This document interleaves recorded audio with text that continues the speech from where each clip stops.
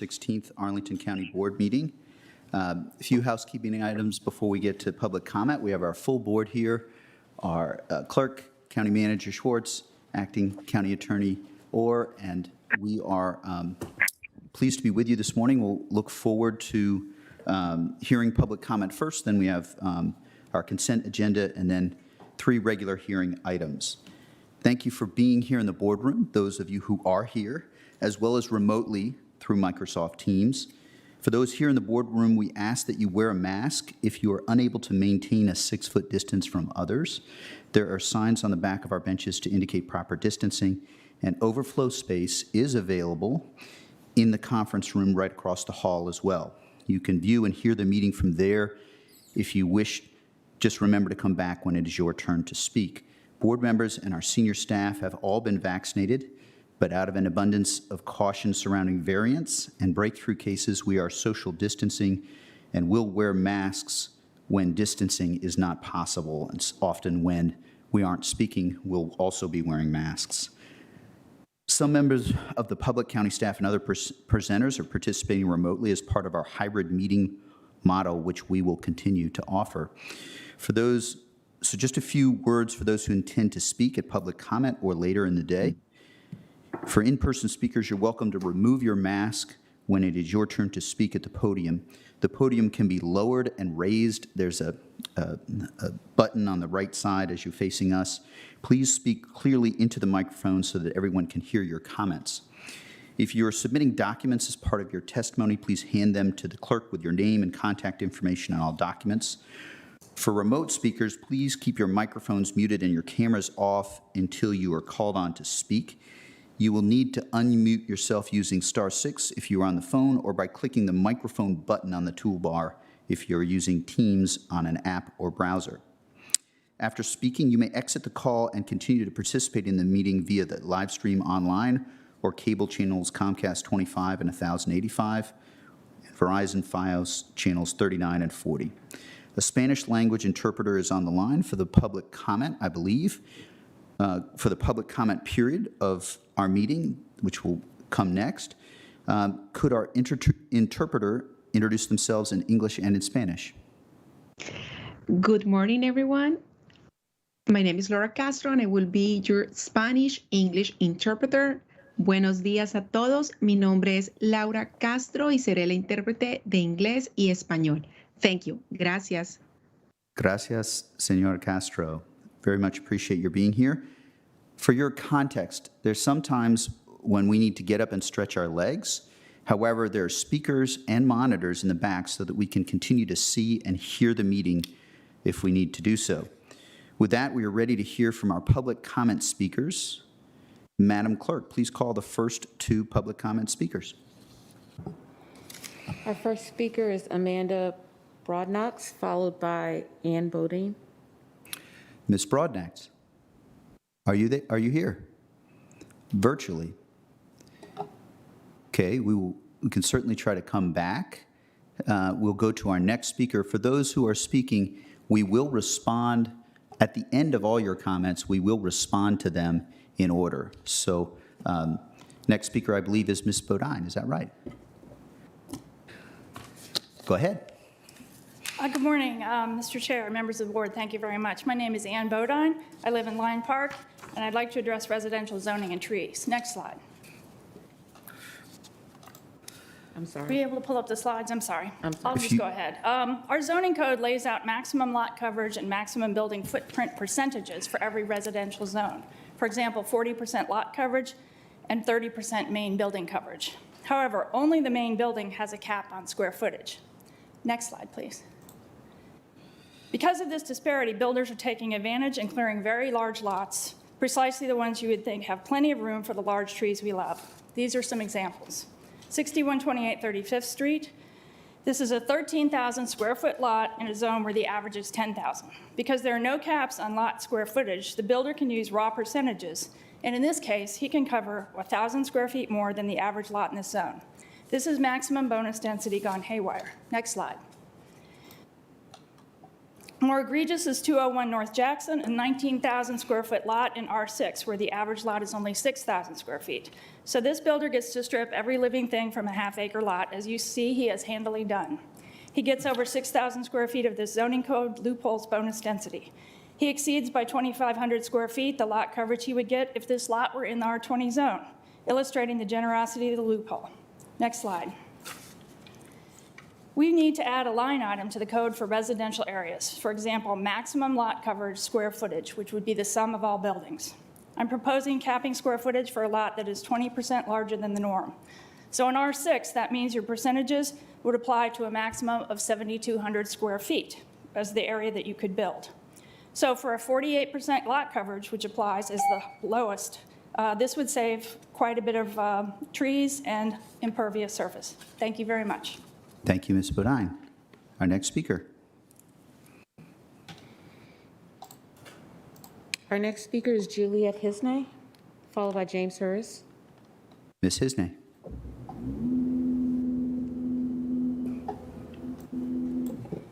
Good morning, everyone.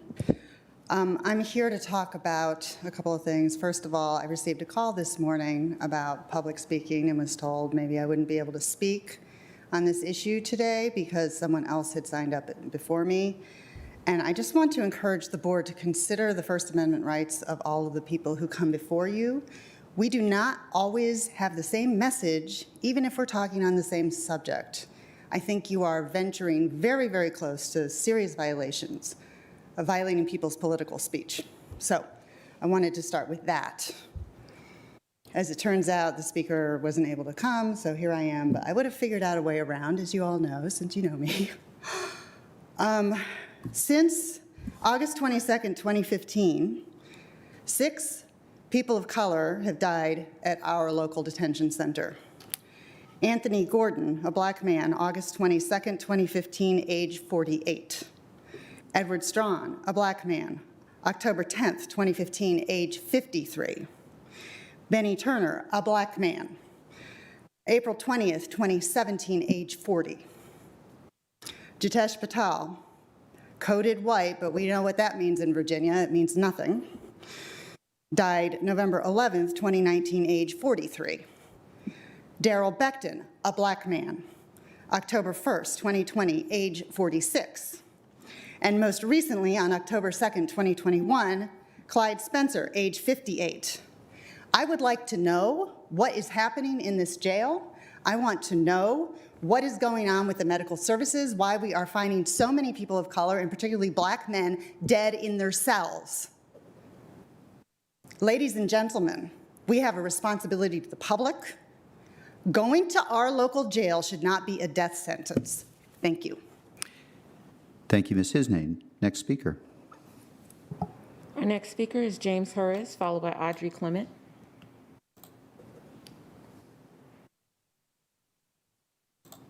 Mr. Hurst, are you there? You need to *6 to unmute. Can you hear Mr. me? Hurst? Yes, we can hear you now. Go ahead. At last month's county board meeting, 16 of 42 consent agenda items concern conversion of pervious to impervious surfaces. Everything from trail widening to a grass to synthetic surface soccer field. This month, 15 of 43 consent agenda items concern conversion of pervious to impervious surfaces. Everything from mature trees cut down for architectural amenities to easements for sidewalk widening on the Pike. Who or whom is our tracking the surface area being made impervious and the amount of stormwater generated by these new impervious surfaces throughout the county?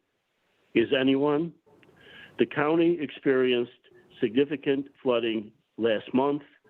I and many other Arlington residents are very concerned about what will occur during a tropical storm in the future, not just from a 3-inch summer downpour. Back to you. Thank you, Mr. Hurst. Our next speaker. Our next and final speaker is Audrey Clement. Ms. Clement, are you there? Yes, do you hear me? We can. Go ahead. Okay.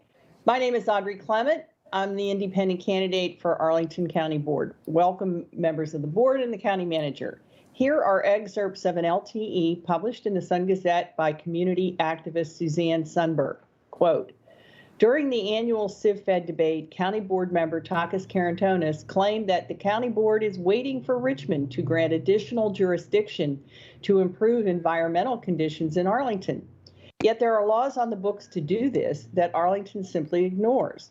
For example, Virginia Code Section 62.1 provides for a waiver authorizing Arlington to enact stormwater management ordinances more stringent than the State Water Control Board to correct excessive localized flooding within the watershed.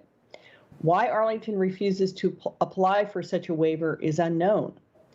Another option is to charge a stormwater utility fee like Alexandria and Falls Church based on the percentage of water shedding, heat trapping, impervious surfaces. Whereas Arlington County has studied imposing a similar fee, it remains untapped. Virginia Code 15.2 enables jurisdictions like Arlington, located in Virginia Planning District 8 and classified as part of an 8-hour non-attainment area for ozone, to enact local tree ordinances that emphasize tree preservation over tree planting when meeting tree canopy requirements.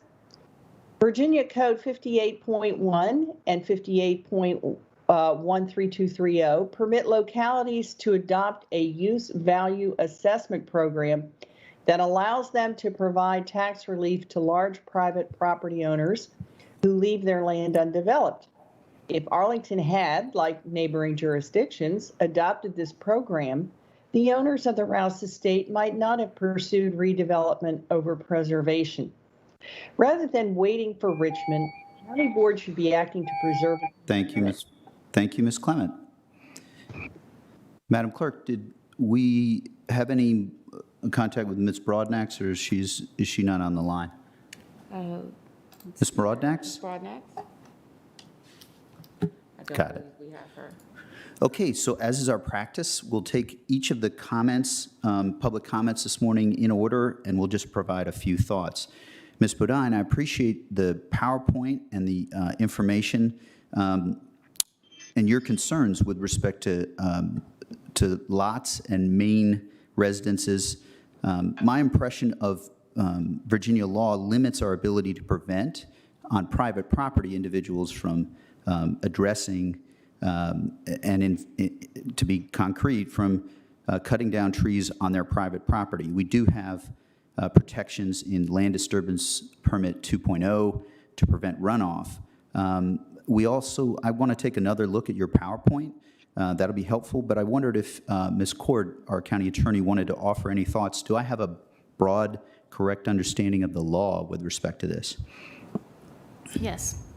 Okay, so there are also, we have to continue to balance. It's an area that we've struggled and worked with quite a bit. There's the persuasion that we can do to prevent people from cutting down trees, but legally our options are limited with respect to preventing people who own land from taking steps in accordance with that ownership of the land. So we'll look at the PowerPoint, we'll follow up as appropriate. And Ms. Garvey, go ahead. Yeah, I think I just want to thank Ms. Bodine for coming and actually take up a little bit where you are and where our last speaker left off. You know, we do constantly really trying to work with Richmond to find ways to have more power to preserve trees. I appreciate this suggestion of looking at maximum lot coverage, and actually we'll look into it. You know, this is not something that we can do lightly or easily, as our acting attorney will tell us, but I appreciate you bringing it to our attention, and I think this is a work in progress and something we're really working on all the time. It's just not quick to get to, but I know it's very distressing the way we lose trees to some of these lots at times. Thank you. Thank you, Ms. Garvey. Mr. Karantonis.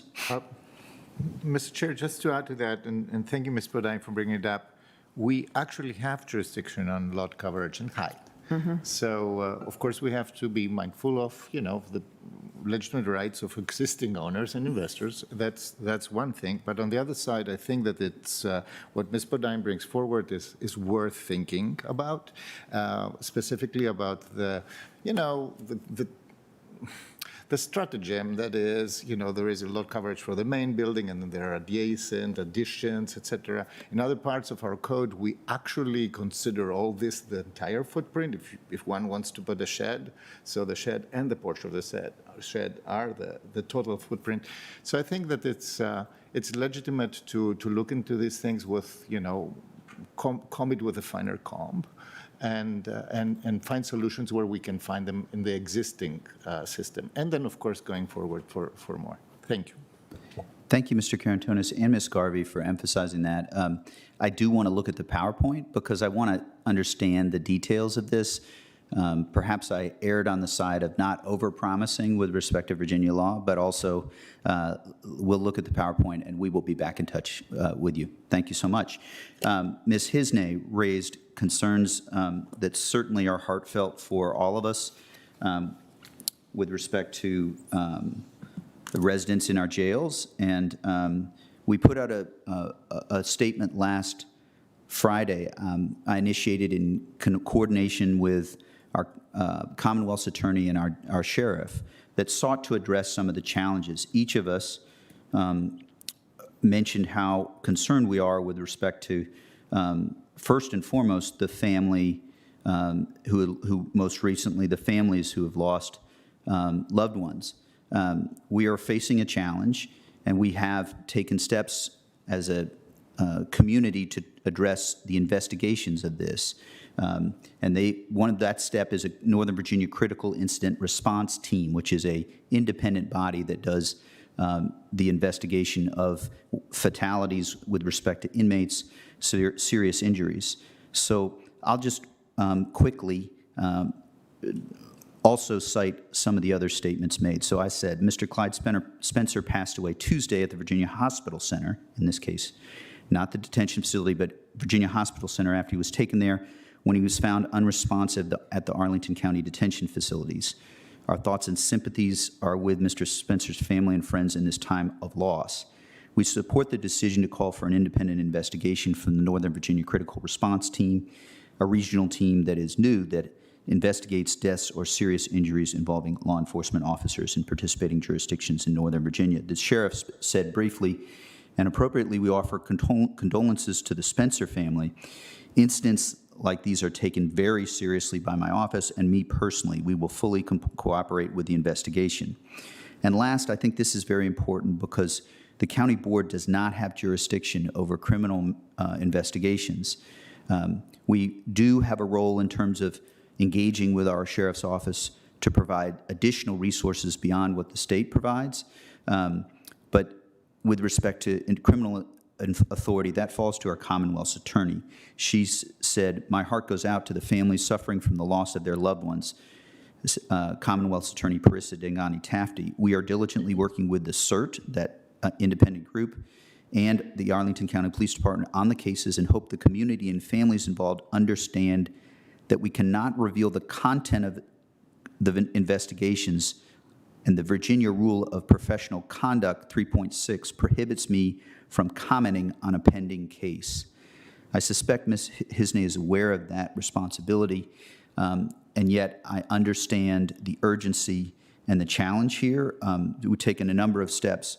I know that there's been coverage of health care provision in the jail, and that is a very important area where we'll continue to follow up. This is a serious issue, a serious source of concern, and we are working on it, but we also don't want to give the impression that criminally there's an authority here that we don't have. Mr. Dorsey. Thank you, Mr. Chair, and I'd like to fully associate myself with your remarks, and thank you for giving that broader context. It's certainly understandable why anyone would be concerned anytime there is a death of someone who is in custody, given the very alarming rates that we see nationally when it comes to deaths in jails and in prisons. In Arlington, we certainly take this incredibly seriously because anyone who is in the care of the government for whatever reason deserves the highest standards of monitoring and medical care. And when anything results in a death, our principal responsibility is to do justice by that individual by being fully responsive to their family. And I do believe that in the prior cases that has occurred. I expect that that will occur with this case. We have, of course, as Mr. DeFerranti mentioned, a robust network to ensure that this is thoroughly, independently investigated, and the results will be shared with the family for them to decide, what comes of it after that. If there are reasons or ways for us to improve medical care, I think we will absolutely work with our sheriff to do that. It is our dutiful responsibility to explore all of those avenues. But this is one case where these are a number of cases where I would encourage everyone to, first and foremost, respect the robust level of investigation that we apply to these circumstances, and then to also respect the privacy of families as they grieve their losses, and prevent us from fully discussing circumstances, at least from the public who is not associated with the individual who is deceased. So thank you. Thank you, Mr. Dorsey. Mr. Karantonis. Thank you, Mr. Chair. In addition to all what has been said, and thank you, Mr. Dorsey and Mr. Chair for framing the issue, I want to just to convey what I've heard also from constituents. Mr. Spencer was homeless. Mr. Spencer was arrested for trespassing, which is a very common thing for, homeless people. So at some point, there should be a diversion issue. A homeless person who's arrested for such an issue like trespassing should have the option not to spend the time in jail. And that's actually a piece of the buck that also stops with us, because that may be a place where our Department of Human Services could provide additional services. So we should be thinking about these things as well. No question that the rest falls under the jurisdiction of the sheriff. Sure. Thank you, Mr. Karantonis. Ms. Crystal. That's just such an excellent point that I wanted to follow up on and note some of the things that our Human Services has been working on for the past couple of years on exactly that. One of the major things has been diversion and places for people to go rather than being arrested and sent to jail for drunk in public. This has been a key priority for our Human Services team and something they've been working on, and indeed have diverted many individuals. This became a particular issue in recent years because we know when someone is arrested and booked, we are required by federal law to share that information with immigration enforcement authorities, which is something we absolutely want to divert people through. So I just wanted to share the degree to which that's already underway. And Mr. Karantonis, I look forward to supporting you in your further efforts as you've committed to do. And it's also on our legislative agenda, actually. We're asking also the state to support us. Sure. Thank you both. So there's a liaison and a discussions that are and should occur with respect to making sure we're doing the most we can on healthcare. It is the case that the sheriff, as a constitutional officer, is separately elected. We do seek to do due diligence, and we feel the urgency and importance of that.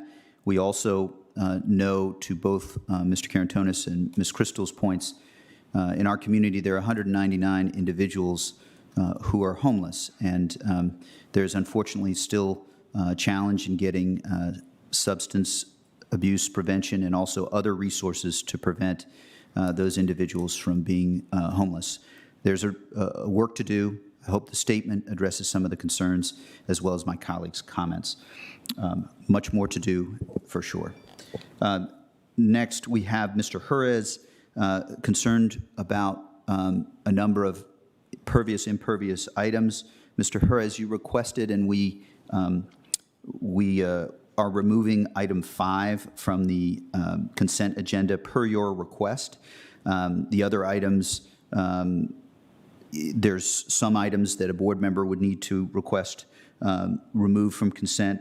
I think we have broad support behind most of the consent agenda items, and we were, of course, in this case, because of your request, we removed item number 5. Ms. Clement, you raised a number of issues with respect to trees, and stormwater. And the last session, my understanding, there are two, you referenced one of the two systems for trying to preserve trees. Both of those two systems, our legislative analysis is that they need to be strengthened.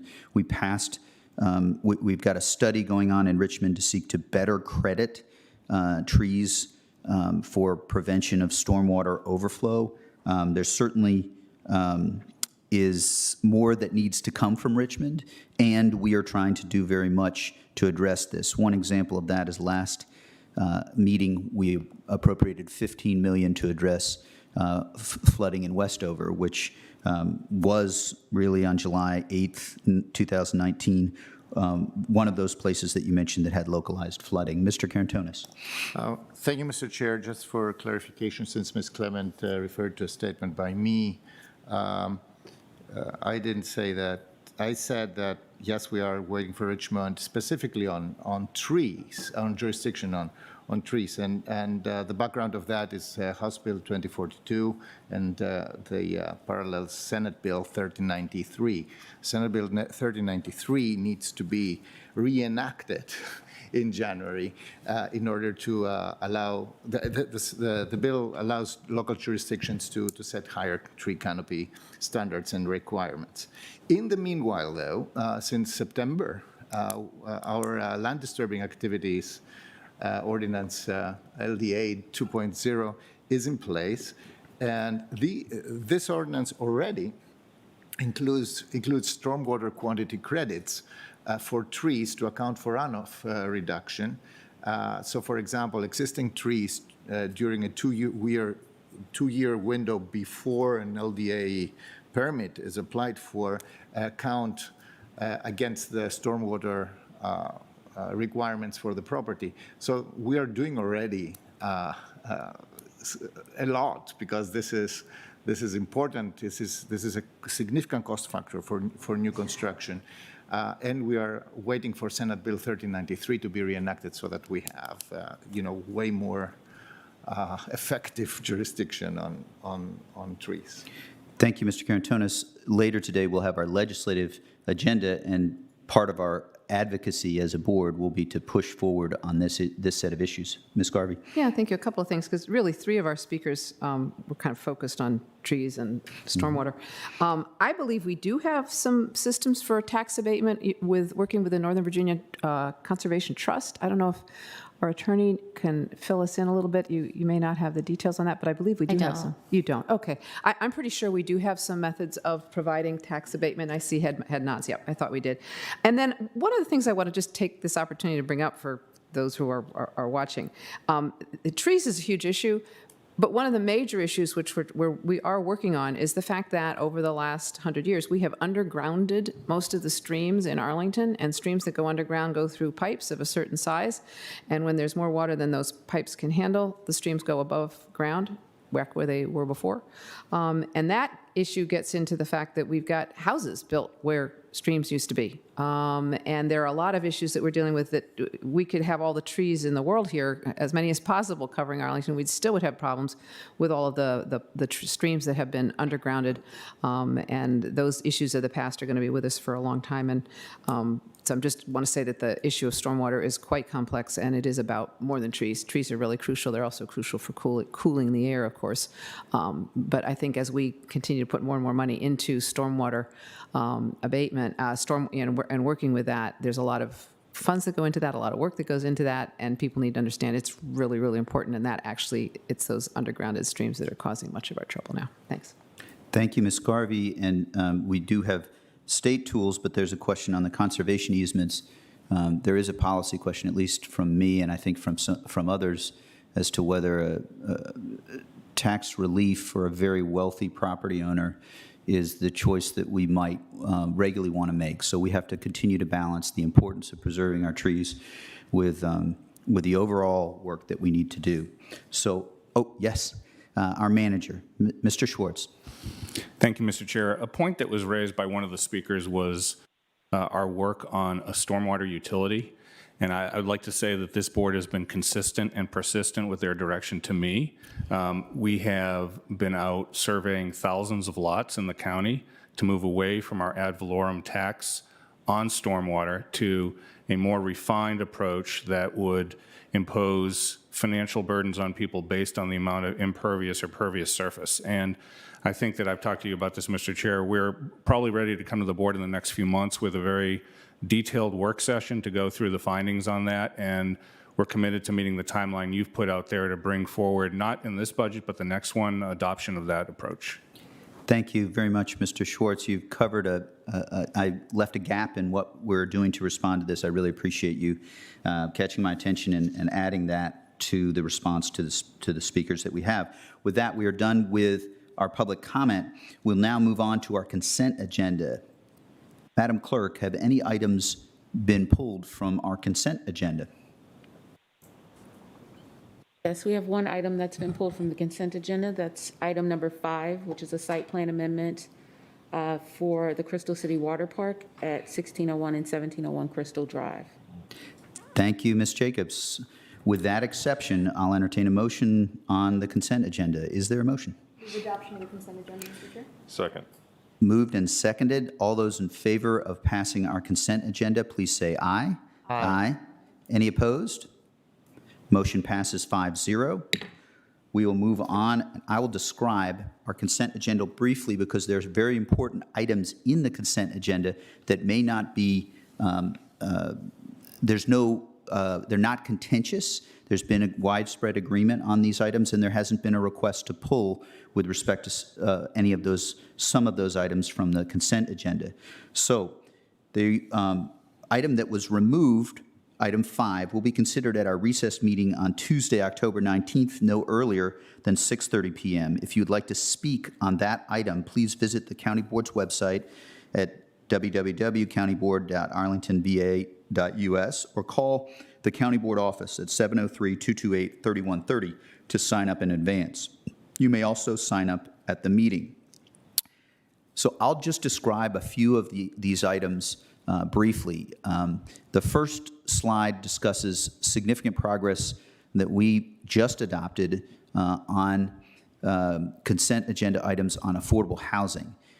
We approved some loan agreements, $6 million for a one-year extension of a project to help finance the acquisition of Park Shirlington Apartments. Our staff has made some progress recently, and that's a very important step to replace some units that are reaching the end of their natural life as housing units.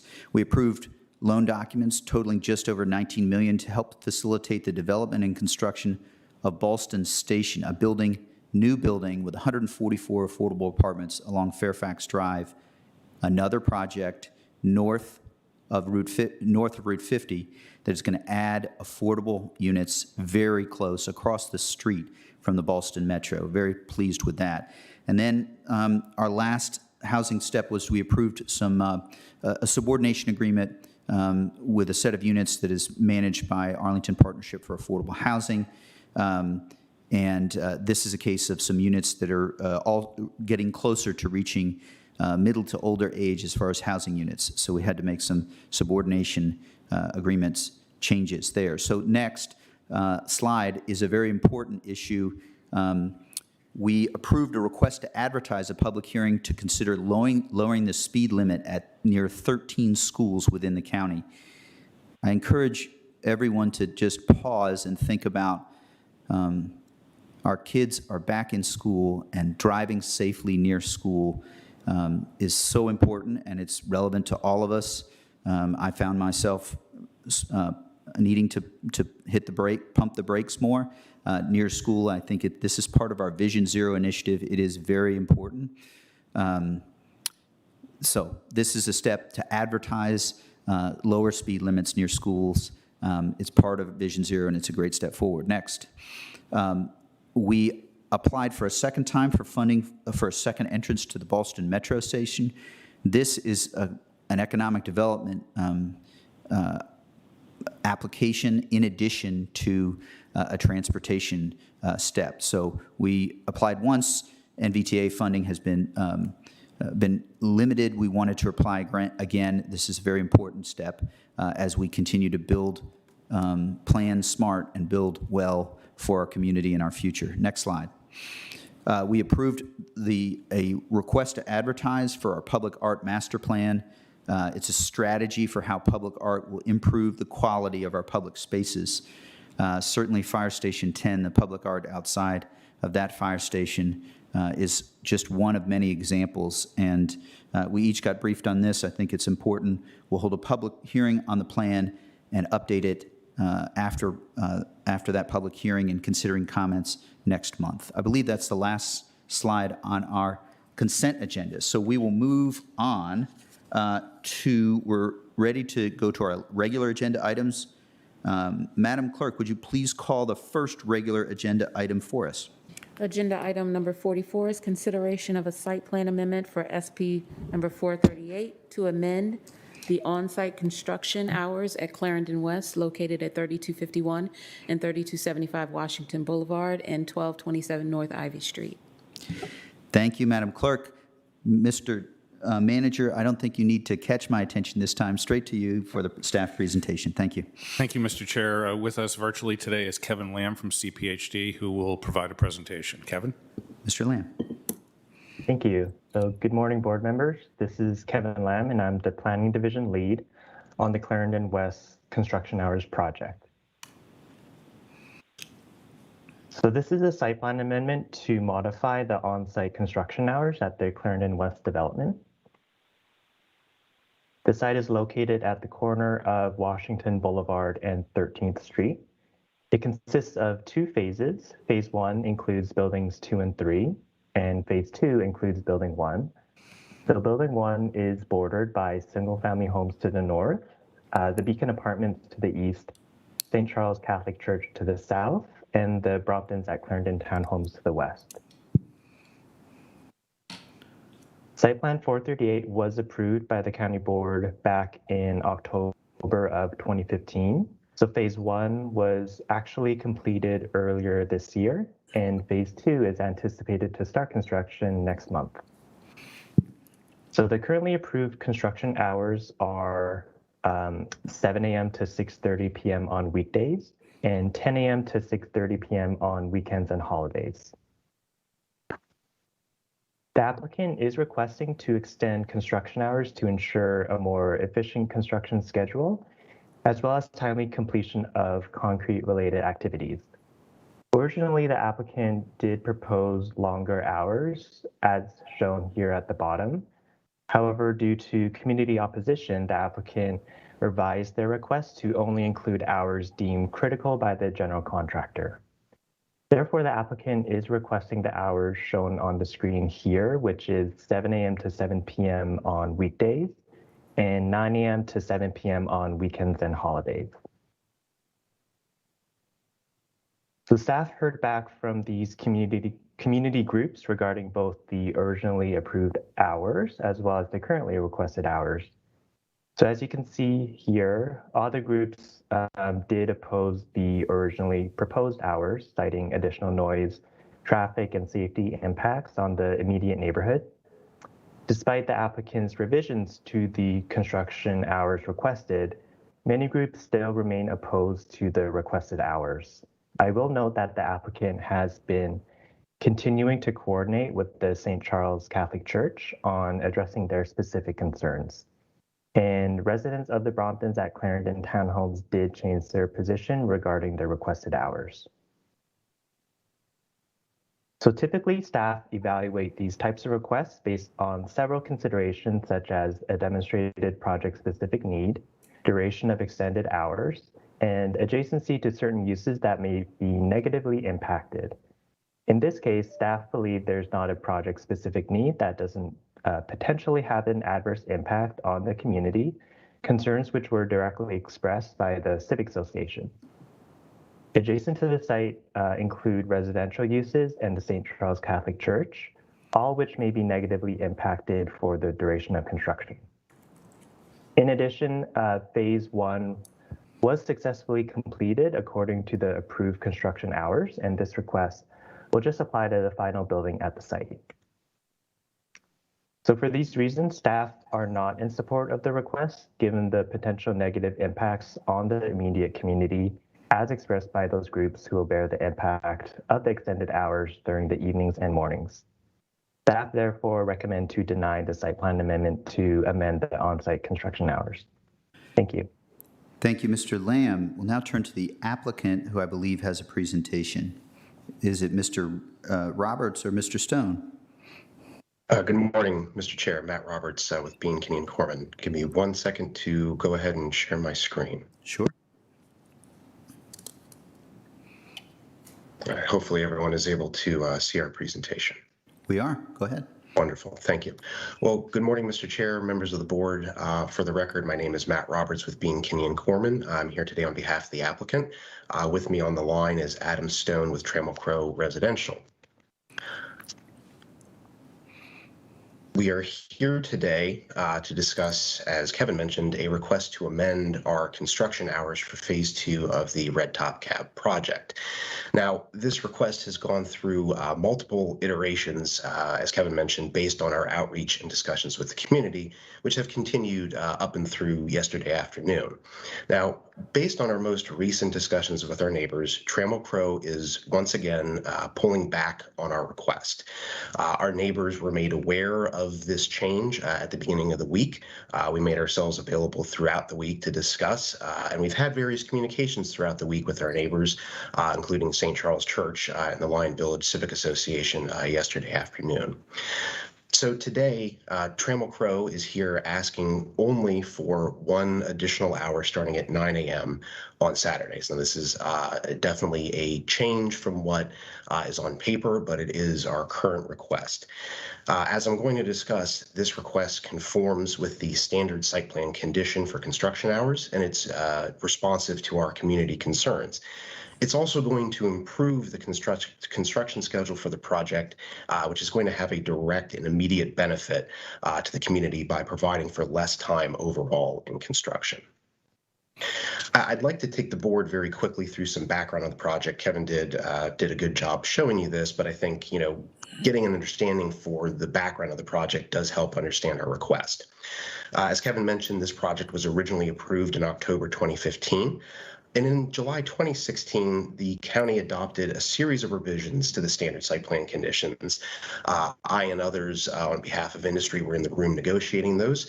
And that included, among other things, liberalizing the standard construction hours so that they were more in line with industry practice, as well as various county ordinances and practices, such as the noise ordinance. So for instance, in July 2016, it was noted that a private construction project on a single family home would be subject to the noise ordinance, whereas a site plan project had severely different hours. That was one reason. I'd also point out that in phase 1 construction, that broke ground in May 2019, pre-pandemic. But it did take approximately 24 months to get to the first partial certificate of occupancies for the project, and an additional 3 months to complete the tenancy at the project. Now, that phase 1 of the project actually provided lessons learned that we hope to resolve both for ourselves and the community with phase 2, and that is the structure and basis of our current request. Now, as I said, the requested hours have changed several times, and that's been in response to the community comments that we received. Where we started by asking for the current standard site plan condition hours, we've pulled back on that twice in direct response to the concerns that we've heard. And in fact, in pulling back the first time, we were very happy to learn that we had resolved the concerns from individual neighbors who wrote in, as well as the Brompton's HOA. For the record, I have never heard a complaint with the initial proposal or any of our pullbacks from the Beacon Apartments, which is the project most immediately adjacent to us and which shares a property line. We did pull back a second time, most recently, to help address concerns that were raised by St. Charles Church regarding impacts potentially to their evening confession hours and potential Sunday traffic. I'm pleased to report that in pulling back to the current request for just a 9 a.m. start time on Saturdays, St. Charles Church supports our current application. Now, there are several reasons we do think this request ought to be approved. When we were asked by the general contractor to start looking into amending the hours for phase 2, and the general contractor is the same one who did phase one of the project. When you get a request like that, you have to start by asking yourself as the applicant, are you going to be asking for something that's outside the norm? And the answer from our research is clearly we are not. The county board has approved the standard site plan condition for construction hours in 30 of the last 34 4.1 projects in the county. That figure does not include form-based code cases, but it does include things such as the Mill Creek project, which is in the vicinity of the site immediately across the street from the Brompton's HOA. You also would learn in doing the research that there have been multiple amendments to existing cases that were first approved prior to 2016. And many of those cases are, I'd say, if not most, are adjacent or in the immediate vicinity of other residential uses. So, it's not just enough as the applicant to say, okay, we see other cases. The real question is, what was the basis for changing the hours in those particular cases? And is that similar to what our concerns are and why we're trying to change the hours for ourselves? So I think it's important to at least note the basis on which many of those cases were supported. And what I have on the screen for you is just a series of examples. Particularly in amendment cases such as ours, it's been recognized in multiple times that construction schedule efficiencies benefit not just the applicant, but also the community by reducing the time under construction. It's also been recognized that there is a very important element in amending these cases or granting these hours, that you have both fairness in projects as well as consistency across projects. That's been important to both staff and the applicants. And I would note that that's been true even in cases where the community has directly requested and opposed the standard construction hours, which we are not even requesting, such as the Best Western case from April 2019 or the Rappahannock Coffee cases from earlier this year. So, it's all well and good for us to point out, prior cases. It really is incumbent upon us to say, how does that apply to us? Why is our particular case justified? And in our situation, there are particular construction-related concerns causing us to ask for the additional hour. And so that's really the second reason we think our case ought to be approved. A primary lesson learned from phase one of the project is that when you don't have a full Saturday to offer for a workday, it's going to be much less likely that you're going to be able to attract skilled labor to work on that day. Now, that means in turn, it's going to create construction delays, and that extends the time the project is under construction, has obviously immediate impacts to the neighborhood. Saturday hours are really and truly critical to projects because they are often used to make up time lost during the week for things that are outside of the applicant's control. Things such as if you have a severe storm or a large rain event, you have to shut down the site. That is not a terribly uncommon phenomenon. The additional hour, though, on a Saturday gives the general contractor the ability to offer a full workday to subcontractors, and that allows him to compete for labor on par with peer projects in Arlington County, as well as, candidly, the region. So in similar cases that RGC has been involved with in Arlington, he's able to get upfront commitments from subcontractors to work Saturdays when he has the standard hours. Now, what that does then is it allows the general contractor to reduce the overall time under construction. And our contractor, being very experienced in Arlington County cases and having done phase one of this project, is projecting forward on his construction schedule that having this additional hour on Saturday and subsequently being able to offer a full workday on a Saturday is going to save the project at least 2 months of construction time. That has direct benefits for the neighborhood in terms of reducing the amount of construction noise, traffic, dust, everything that occurs in a standard construction project. Lastly, Trammell Crow has been responding in good faith and listening to the concerns that we heard from our neighbors. We did this through a series of meetings, such as the pre-construction meeting in August that we held, and we previewed this request is going to happen, as well as direct outreach through email, phone conversations, and that's continued on through this week. As I mentioned, we pulled back on the original proposal when we heard how this was going to affect our neighbors. Some were worried that their kids would have, it's going to affect their kids' ability to get to sleep in the evenings. Others were worried about how it might affect their quality of life in general. Now, Trammell Crow took that very, very seriously, and we pulled back to what we felt were critical hours based on the general contractor's recommendation. We were very pleased to learn that in doing so, as I mentioned, the individuals who wrote in, as well as the Bromptons, felt that their concerns had been resolved. Now, throughout, subsequently to that, in further discussions with St. Charles Church, they let us know that the times we were proposing might actually conflict with their confession hours that they have during the week, as well as potentially with Sunday services. And so our request today pulls back again and reflects a further commitment to work with the church and the neighborhood, and that is why we are only requesting the extra Saturday hour in the morning at this point. And again, I'm very pleased to report that yesterday, I believe it was, St. Charles Church wrote in saying they now support our request. We've resolved their concern with this 1 hour.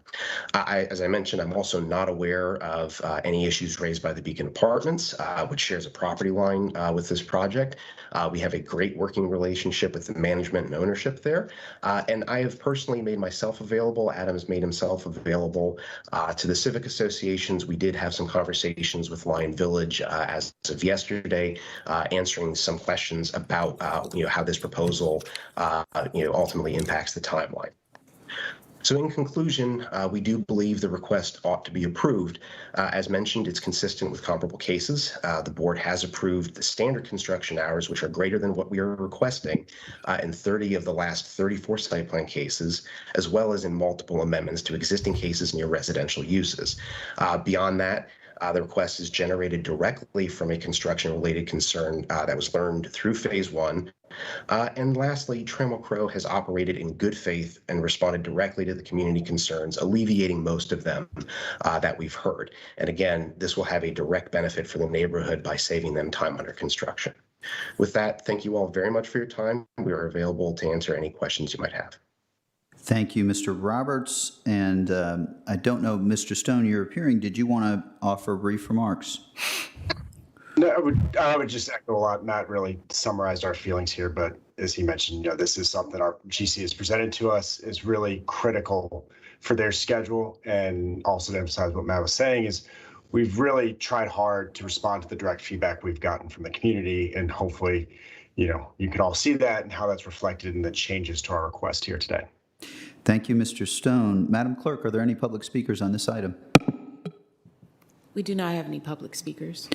The discussion is now with the board. There's one issue regarding 1 hour.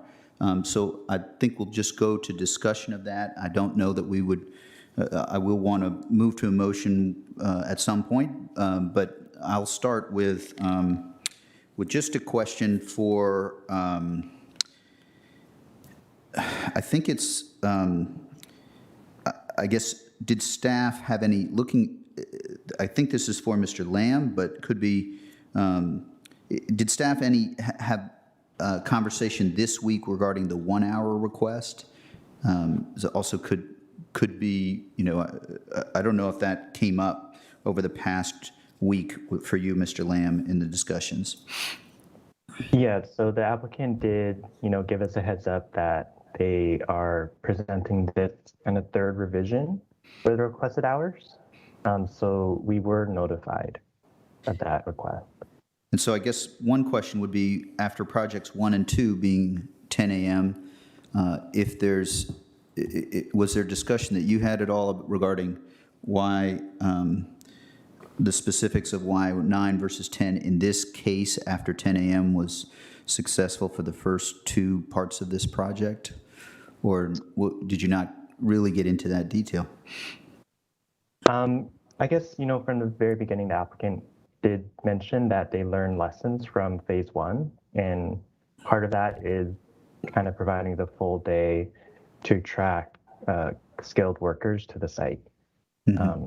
So nothing specifically since then, but we were aware of their initial justification for the request.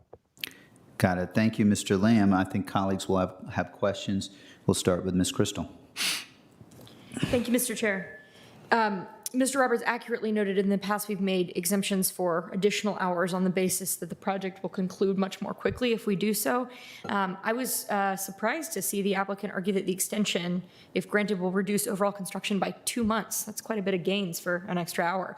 I wondered first, could I ask Mr. Lamb, I assume in making the recommendation, staff does not agree with this forecast that the additional hour would shave 2 months off of the project's complete construction time. Is that correct?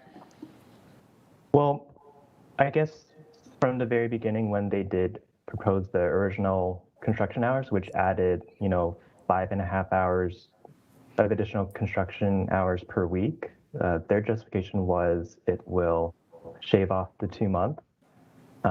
So with their new 1 hour a week request, they're kind of saying the same thing. So that's kind of what we took into account when reviewing this project.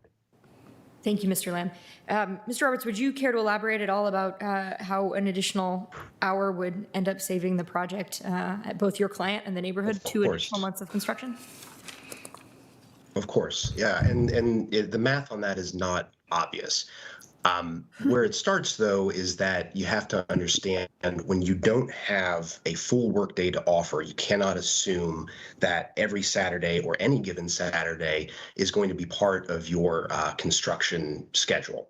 And so, in looking back at the timeline and projecting forward based on phase one, once you start adding back in Saturdays with a full workday, which is what our GC has found in other comparable cases that he's done in Arlington County, you can at least assume at least every other Saturday is going to be a workday with these proposed hours, a full workday. And that adds up to 48 additional workdays, which is 2 additional months of entire workdays.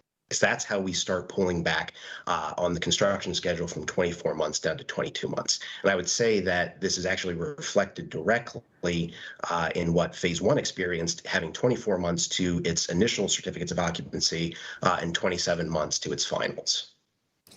Thank you. A follow-up on that, and then I'll yield to my colleagues. You've presented us a case of sort of the sense that for your GC, this is clear and anticipatable. I know the site plan was originally approved in October 2015. I don't have it at hand, but if I recall correctly, there have been some site plan amendments in the years since. Why not come in with this request for construction hours from the start? Yes, and again, a very poignant question. It's one that we've discussed internally.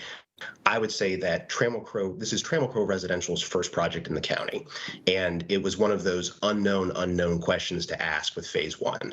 It actually originated, we would have probably gone through phase two had it not been for the general contractor coming in and kind of scratching his head and saying, I don't really understand why you guys have different hours than the projects I'm doing elsewhere. And that's how this application originated. I understand. So brought forward at the suggestion of your new GC. Well, it's the same GC. It's, again, a question of the GC coming back to us for phase two and saying, we can save you the time and you have different hours than I generally experience as a general contractor in Arlington County cases. I see. Thank you very much. Thank you, Ms. Crystal. Ms. Garvey. Yeah, thank you. I'd like to pursue this question a little bit more. Could you talk about attracting workers for the Saturday? I mean, I'm assuming the reason they're attracted to working a full day is that they can earn a full day.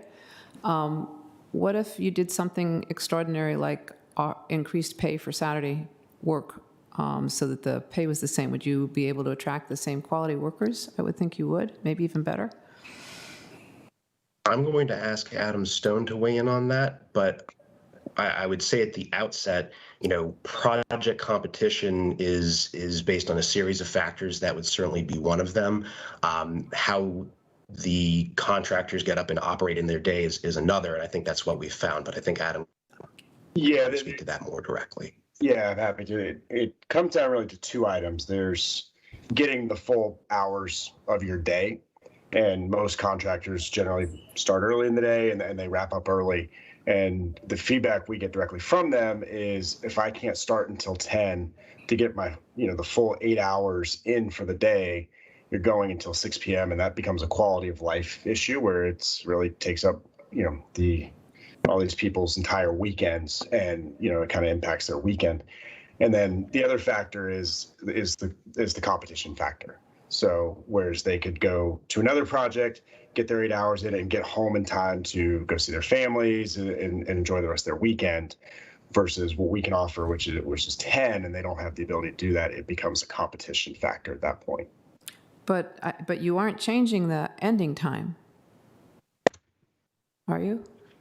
So, I mean, what I heard was the quality of life issue is being able to get home in the evening, which I completely understand.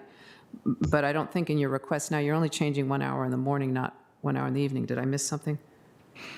No, sorry. For them, what they focus on is the 8-hour shift. So the earlier they start, the earlier they can end their 8-hour shift. Okay. All right. Thank you. I'll yield to my colleagues. I will just simply say I'm not totally persuaded. It's not helpful that this came as late, but the logic continues to elude me a little bit. So I'll yield to my colleagues. Thank you, Ms. Garvey. Mr. Karantonis. Thank you, Mr. Chair. So to understand that a little bit better, 1 hour less just makes more Saturdays possible or viable or economically reasonable. Is that correct? I mean, if 10 to 6 would make less Saturdays viable, and therefore you would have to extend the time of the construction. Is that more or less the logic? So what you have is when you are not able to offer a full day of work, you cannot assume that a Saturday is going to be a work day. Now, you may have a Saturday that is a work day, just based on, what subs you can get there. But we are looking at a project that is about to get started, and so we must project forward on our schedule, on that basis. So yes, it is looking at the schedule ahead, looking at our general contractors' experience in similar cases and the ability to actually use Saturdays for a workday without these hours. This will make more Saturdays available to us and accelerate the construction schedule. Okay. So the second question is also for Mr. Lamb. So there are parts of the construction process that really need long, consistent hours. Like, for example, you mentioned that as concrete pouring and slab pouring activities. How do we deal with the time requirements for these activities? I mean, I understand, the little I understand is that when they start to pour a concrete slab, they have to finish that the same day. So that may go longer, right?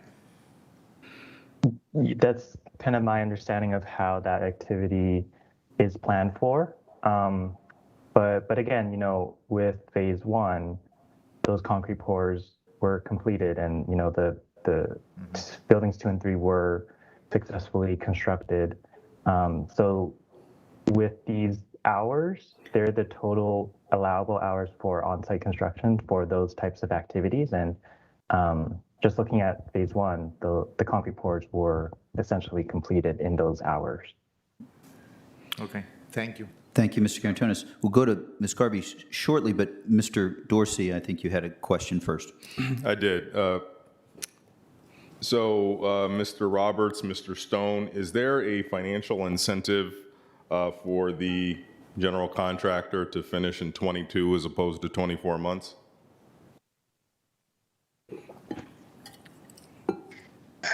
Do you want to go ahead and answer that? There's not specifically one written into their contract or anything like that. Just in general, it's better for all of us if we just get done earlier and can go on to the next projects, but we don't have it structured that way in our contract with them. Thank you. And Mr. Lamb, if you could pull up your slide 6, I just want to make sure I've got the current state of play correct. But it's the community issues slide. And sure. What I heard from Mr. Roberts was that this needs to be adjusted slightly in that St. Charles no longer opposes.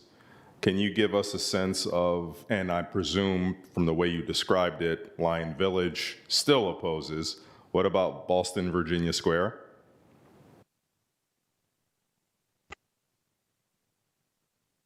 I think that's for Mr. Lamb or Mr. Roberts. Mr. Roberts? Oh, I'm sorry. My apologies. So we have had discussions with Lion Village as of yesterday. I exchanged emails related to some questions that Ms. Crystal also asked about how, do we come to the conclusion about saving 2 months? I have not heard anything further from either civic association, although, we did multiple outreach throughout the week, and have been, discussing with them the entire time this application has been under review.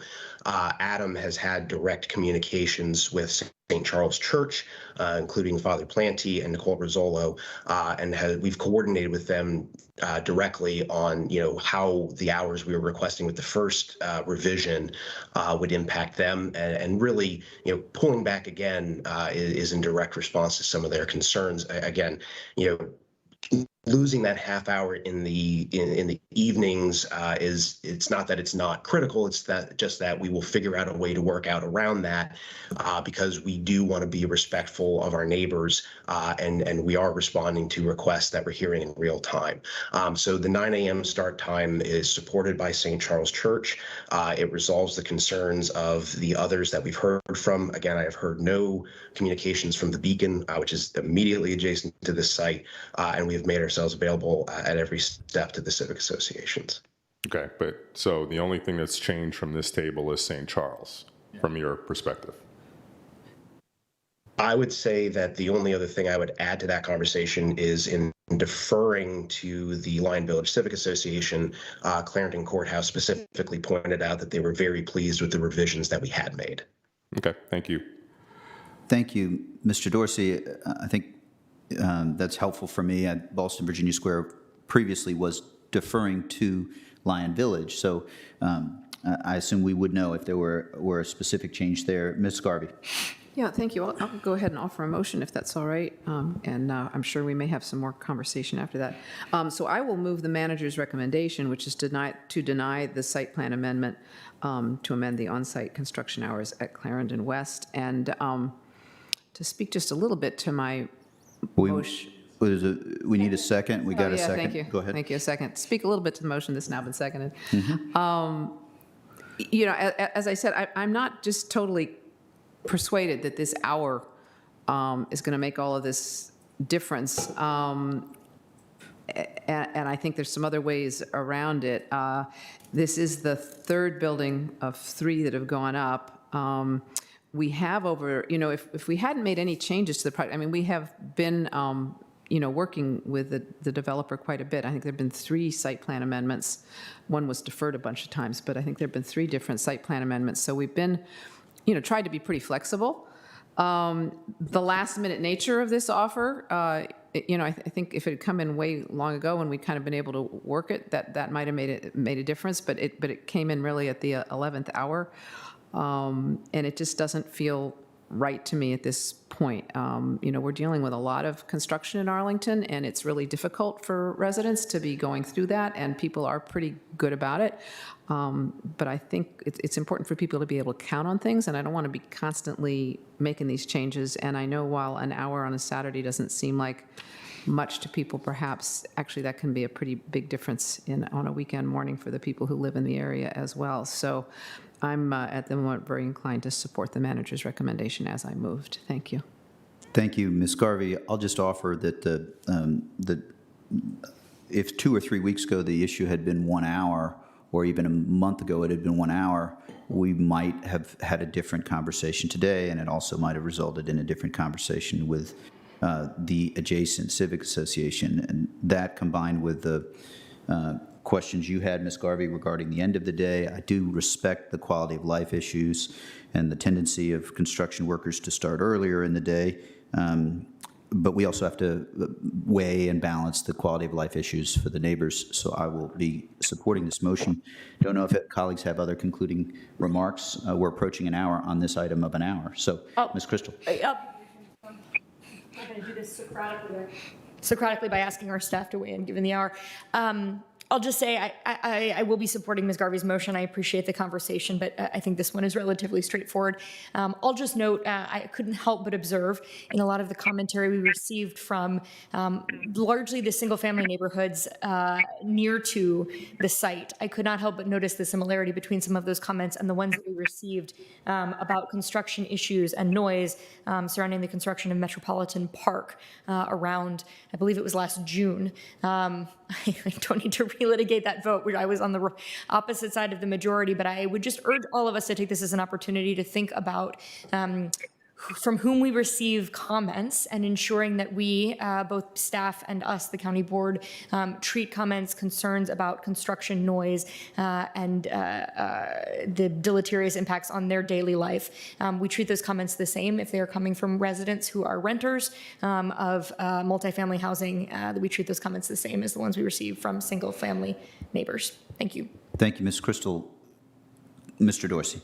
Sure. This is very interesting. First, I want to say that I think that the applicant in this case has certainly done a fairly thorough job of checking in with the community and being responsive to the extent that they could with their general request to increase hours. But I join in believing that the appropriate route is to deny or to support the motion, which is to deny the request for a couple of different reasons. One, while I have no doubt that this would make the project more efficient, would probably make it deliver earlier, all things being equal, that's not necessarily a community value as believed by the applicant. Because if we're to take them at their word that they're going to have less frequent Saturday construction engagements with the status quo, then I would believe that that's in the community's interest to have fewer Saturdays that are disrupted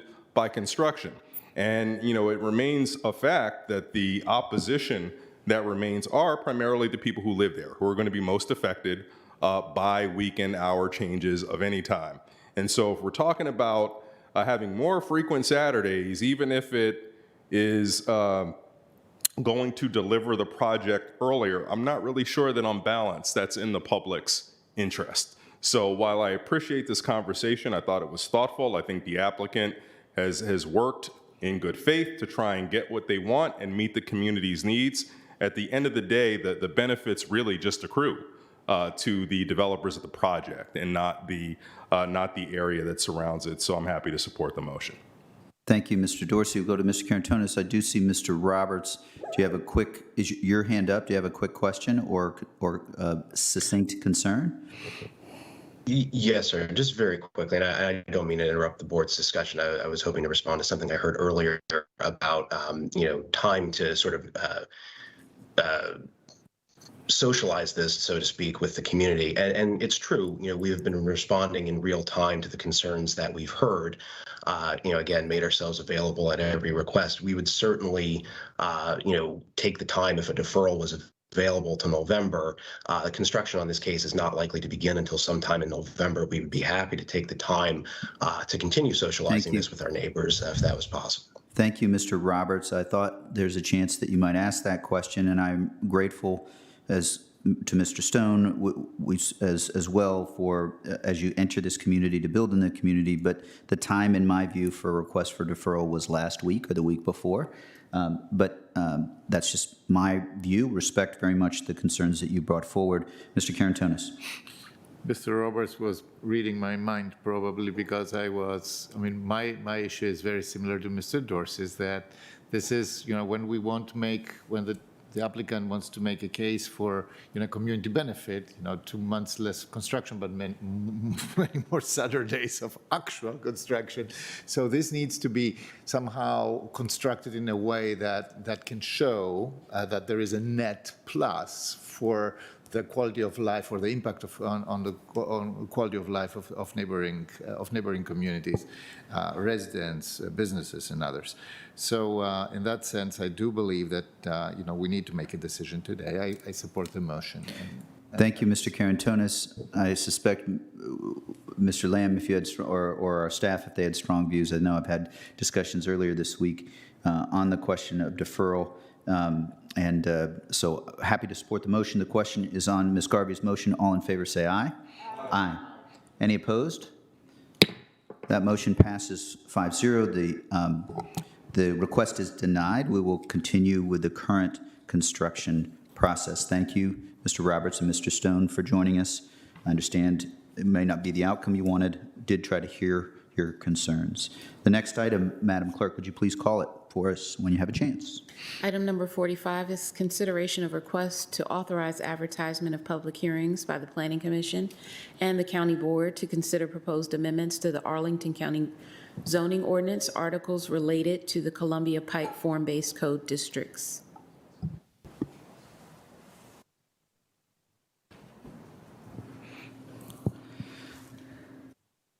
Oh, my apologies.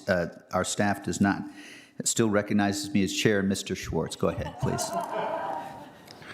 Thank you, Mr. Chair. Making the presentation this morning is Ebony Dumas. She is going to be assisted as needed by Nick Rogers and Mark McCauley. So over to you, Ebony. Good morning, and thank you. So yes, my name is Ebony Dumas, and I'm an associate planner with CPHD on the comprehensive planning team. And today we'll do a brief overview of the Columbia Pike form-based code ground story uses study and the resulting recommendations. So I'll also take some time today to review some highlights and results from our community engagement sessions, and then we will get into our recommendations and some of the next steps and key milestones today.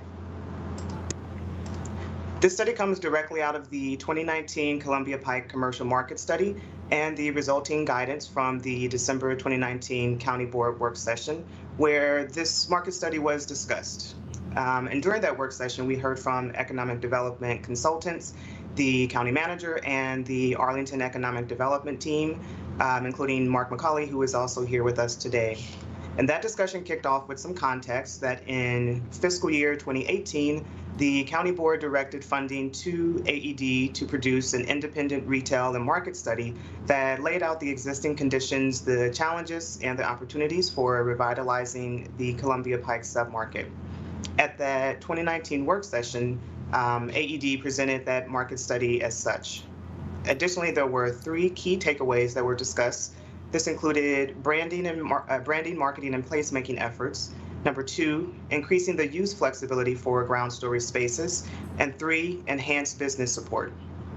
In that discussion, number 2, increasing use flexibility through zoning and land use recommendations, was identified as the most efficient and impactful step forward to move this work ahead.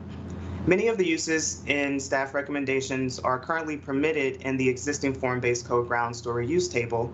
However, many of them are permitted via a special exception use permit.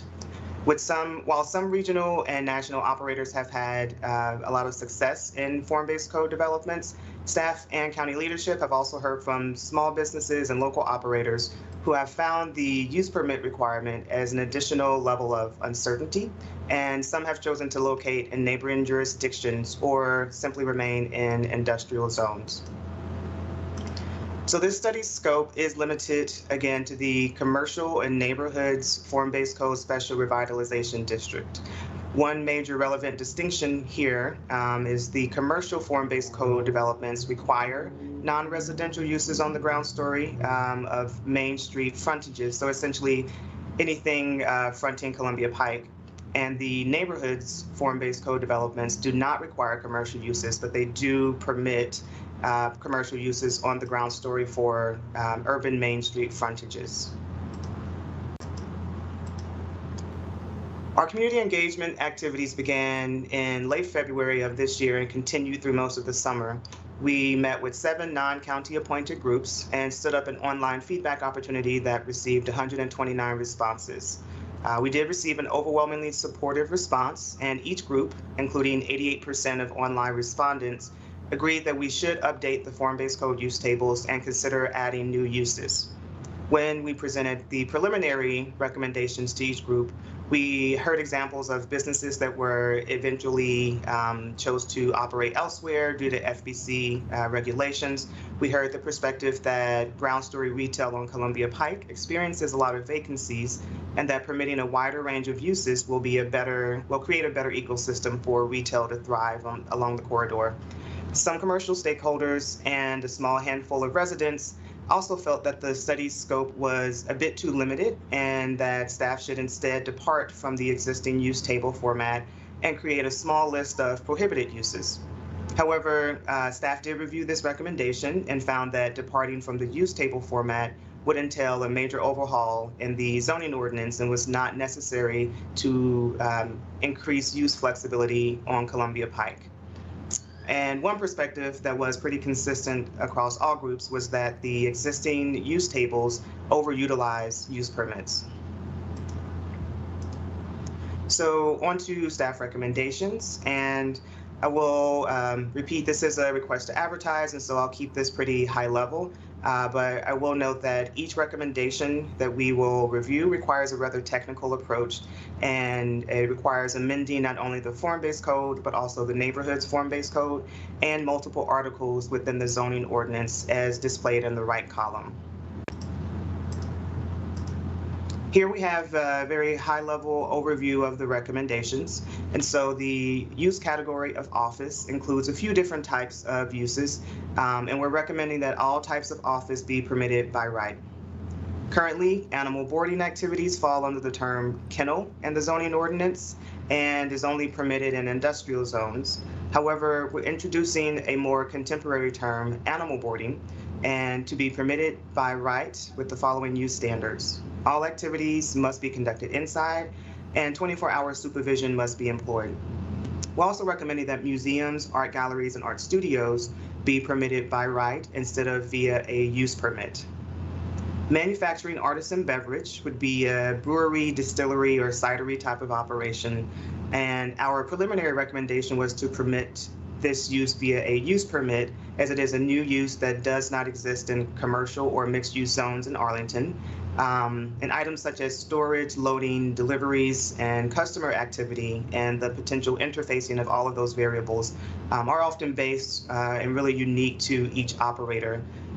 So there was also a preliminary recommendation for a use permit for the next use, manufacturing artisan workshop, for very similar reasons. However, after a final review and more recent discussions, we're bringing forth a recommendation of by right or use permit. Adding the option of by right for these two uses will allow the public discourse to continue. And as this item is a request to advertise, adding this option allows for a final decision to be made in November. The recommendation maintains its use standards for both uses, and that would be all production activities conducted inside. Measures are taken to mitigate objectionable noise, smoke, and dust, and a minimum of 5% GFA of retail sales. Shared commercial kitchens would be another new addition to the zoning ordinance and the use tables. It would be defined as 2 or more operators utilizing the same facility for a fee, and or 1 or more operators utilizing the same facility for food and beverage related workshop.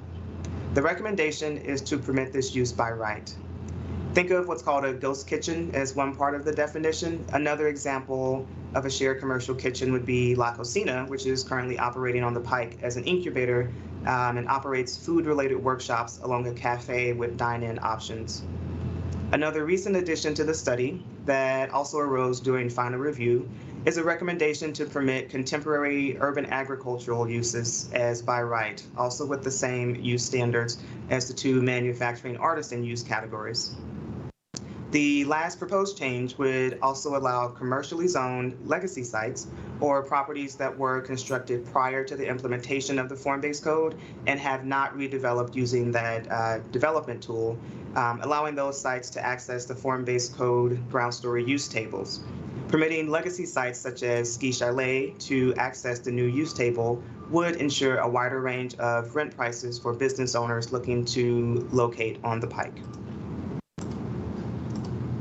So far, the study has gone with this original timeline that was included in our scope. And if this request to advertise is approved, staff will present to the Planning Commission in November and also return to the County Board for final consideration and action in the same month. And lastly, the recommendation is for the county board to authorize advertisement of the proposed amendment. And before I turn it back over to the county board for discussion, I'll also add that I'm joined by Nick Rogers from CPHD and also Mark McCulley from AED for this discussion. Thank you. Thank you, Ms. Dumas. I appreciate your diligent work and the slides you presented. As far as diligent, particularly in terms of outreach, that's very evident and, in fact, seems successful outreach. We do have, I believe, one advisory group. Is Mr. Stephen Hughes there virtually on behalf of the Form-Based Code Advisory Working Group? Mr. Hughes? Madam Clerk, do you see a potential for Mr. Not here? No, I do not see Mr. Hughes on. Great, thank you, Madam Clerk. We'll go to public testimony. Do we have any speakers on this item? We do. We have one speaker, Jim Hurris. Mr. Hurris, are you there? Mr. Hurris, you need to unmute, *6. Mr. Hurris.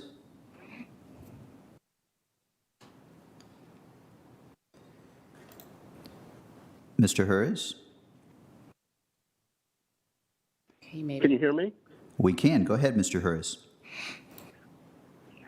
Please defer this expansion of form-based gentrification until actual needs of Pike Corridor residents can be evaluated. Pike Corridor residents don't need more boutique retail and more luxury housing. Why do you continue to gentrify the workforce and middle class and essential retail and commercial businesses out of Arlington? Everything from ethnic supermarkets to auto repair. That only generates more vehicle trips out to Food Star, to Harbor Freight, to Petco, to Carter's, and latest is out to Gold's Gym.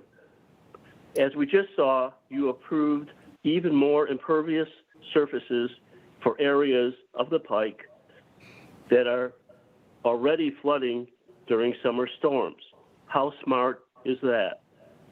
Special mention to Mr. Carantonis, who has been involved in implementing form-based gentrification for more than a decade. Meanwhile, Mr. De Ferrante and Ms. Garvey and their neighbors enjoy using a wide variety of retail and commercial establishments in McLean and Alexandria, respectively. Why can't Pike residents have the same advantages? Back to you. Thank you, Mr. Hurris. Are there any more speakers on this item, Madam Clerk? No, there are not. The discussion is now with the board. I'm sorry, Mr. Chair. I believe Steph Pryor may be on instead of Stephen Hughes. Is Mr. Pryor there? Ms. Pryor. Ms. Pryor, excuse me. You're muted. Yep. Now, can you hear me? Yes, thank you, Ms. Pryor. Go ahead. Okay.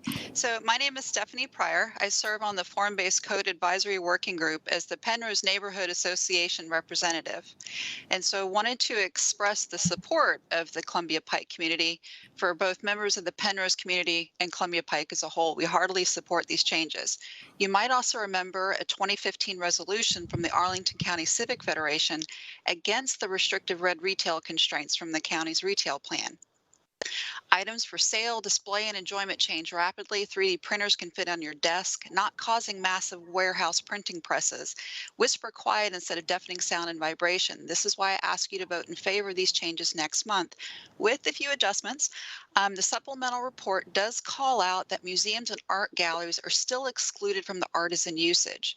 Help support public's access to art and culture through additional channel beyond the county's public art program. The galleries and museums might also need waivers, though, to our form-based code window transparency requirements in cases of displays for mature audiences.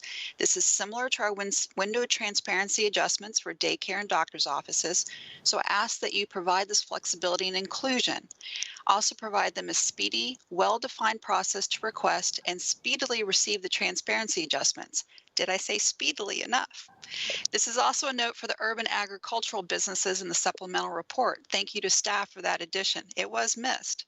These supplemental report additions, clarifications, or changes are why many of us promote the major overhaul. Do away with these use tables and overutilizations of permits. Consider the letters from the Pike President's Group, the Chamber, CPRO, and other groups and residents to allow businesses by right. Support the next business that we haven't even thought of and then wait years for adjustments. Instead, disallow predatory businesses and noxious smells.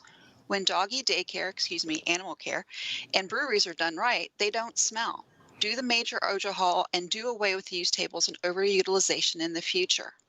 And in the few moments left, I just wanted to give a shout out and support and many efforts of Kim Klingler and her team for the Columbia Pike Revitalization Organization.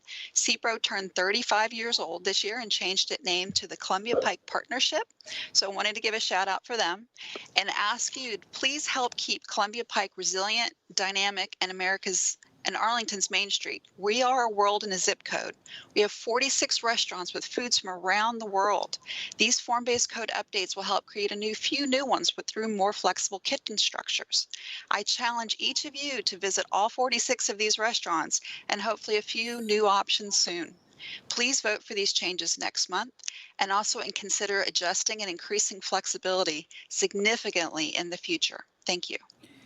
Thank you, Ms. Pryor, for the specific comments as well as the points on the Columbia Pike Partnership and our work before us. So having had that set of comments, the discussion is now with the board.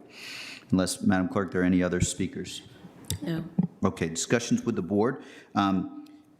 Ms. Pryor raised an issue, but I think we can deal with that after getting a motion on the table. So, Mr. Dorsey. Be prepared to make one, Mr. Chair. Thank you. I'll move that the county board adopt the recommendations for item number 45, inclusive of the October 15th supplemental report, which is to authorize advertisement of public hearings by the Planning Commission and County Board in November to consider proposed amendments to the zoning ordinance to permit a wider range of non-residential uses within the Columbia Pike Special Revitalization District and the Columbia Pike Neighborhoods Special Revitalization District as designated, in our general land use plan.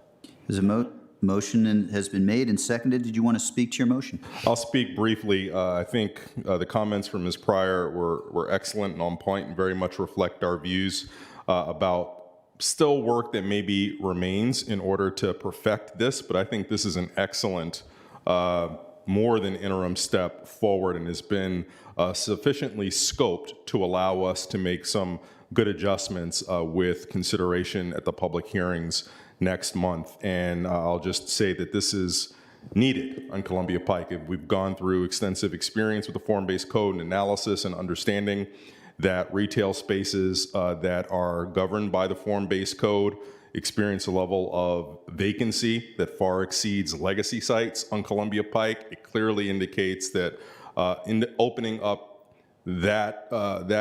those form retail bays to wider uses not only will help the success and viability of those spaces, but also really meet community needs. A lot of the things that we're looking at entitling or allowing to be easier implemented are where the market is going, and we need to be able to respond to that. So I think this is a good, well-scoped set of amendments for us to have an effective public hearing next month. Thank you, Mr. Dorsey. Ms. Crystal. Thank you very much. If I heard Ms. Pryor's comments right, she was also calling on us to consider doing away with the use tables altogether, which I thought was sort of an interesting proposal. And I wondered if Ms. Dumas could speak to a little bit. Obviously, per slide 7, this kind of continues with, or this does continue with, a use table approach. I assume it would require a overhaul of the framework under which we consider development on the Pike to entirely do away with the use tables. But it certainly is intriguing, and I think Ms. Pryor's comments were compelling. Figure out what you want to regulate, which is the impacts or the negative impacts on the community, and regulate those rather than the use. But is that something that you explored at all, Ms. Dumas, just sort of in kind of changing the entirety of the orientation of the form-based code to be even more flexible. Absolutely. Yes, and thanks for asking that. And so staff, we did review, and I will turn it over to my colleague, Nick Rogers, to go a little bit more into detail on what we found in our review and how that may impact what we're doing. Mr. Rogers. Ms. Crystal, members of the board, good morning. Thank you so much for hearing us today and appreciate the question. This is something that we have thought about and analyzed and returned to throughout the courses of the study. And you are understanding correctly the extensiveness of the overhaul in the commentary that we've received from the study, and we've enjoyed a good, we appreciate the support of the community. We've appreciated that additional dialogue on these subject matters. We do want to be clear from a staff perspective, however, that we prefer and support and would like the board's guidance and direction in continuing the current format that you're seeing in the zoning ordinance right now. Understand and appreciate the desire for increased flexibility. That is a common theme that you heard us mention in your staff report and in Ms. Dumatz's presentation. And we would contend that the ordinance already is very flexible in the number of different essential definitions that you see near the back of the zoning ordinance. Several terms and several things are classified. We also have our extensive use categories, which provide a lot of flexibility and examples for the zoning administrator and her team to work with members of the business community, other operators, other nonprofits in providing general feedback and guidance and working with them to get them through the zoning approval process.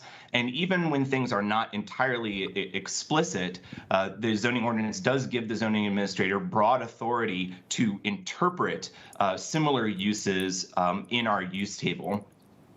That being said, the approach that has been suggested by Ms. Pryor and others, again, appreciative of the suggestions and the thoughtful comments, switching from that more inclusive ordinance that we have now to the exclusive system where the list of prohibited uses is there, it would require a great debate across the board amongst staff, community stakeholders, and yourselves in the Planning Commission, because these are very subjective questions on what is objectionable to someone on staff versus members of the community, number one. So we have this great debate that would need to occur.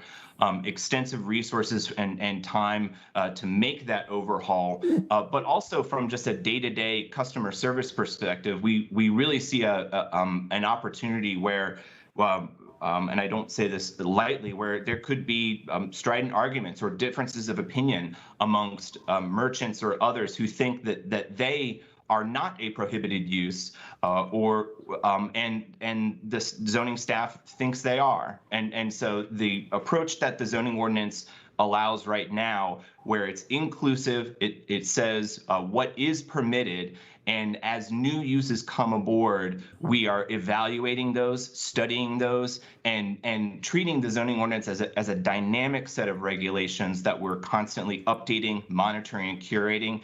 That's the preferred approach, and we continue and look forward to keeping the lines of communication open with members of the community in that regard. Happy to answer more questions. That was incredibly helpful. Thank you. And I'll just to react to that and in doing so, give my concluding comments as well, because I'm very much in support of the motion. I really appreciated that. I found that really insightful, Mr. Rogers. And I know Ms. Dumas has been engaged in a lot of these conversations too. And I would associate myself, maybe if I'm characterizing it accurately, Ms. Pryor will tell me if I'm not, with that sort of sense of, do we have an opportunity to think bigger that Ms. Pryor is urging us towards? I think that was a great example of, as Mr. Rogers shared, why at least keeping the current regime of approach may end up being more flexible. But I think what Ms.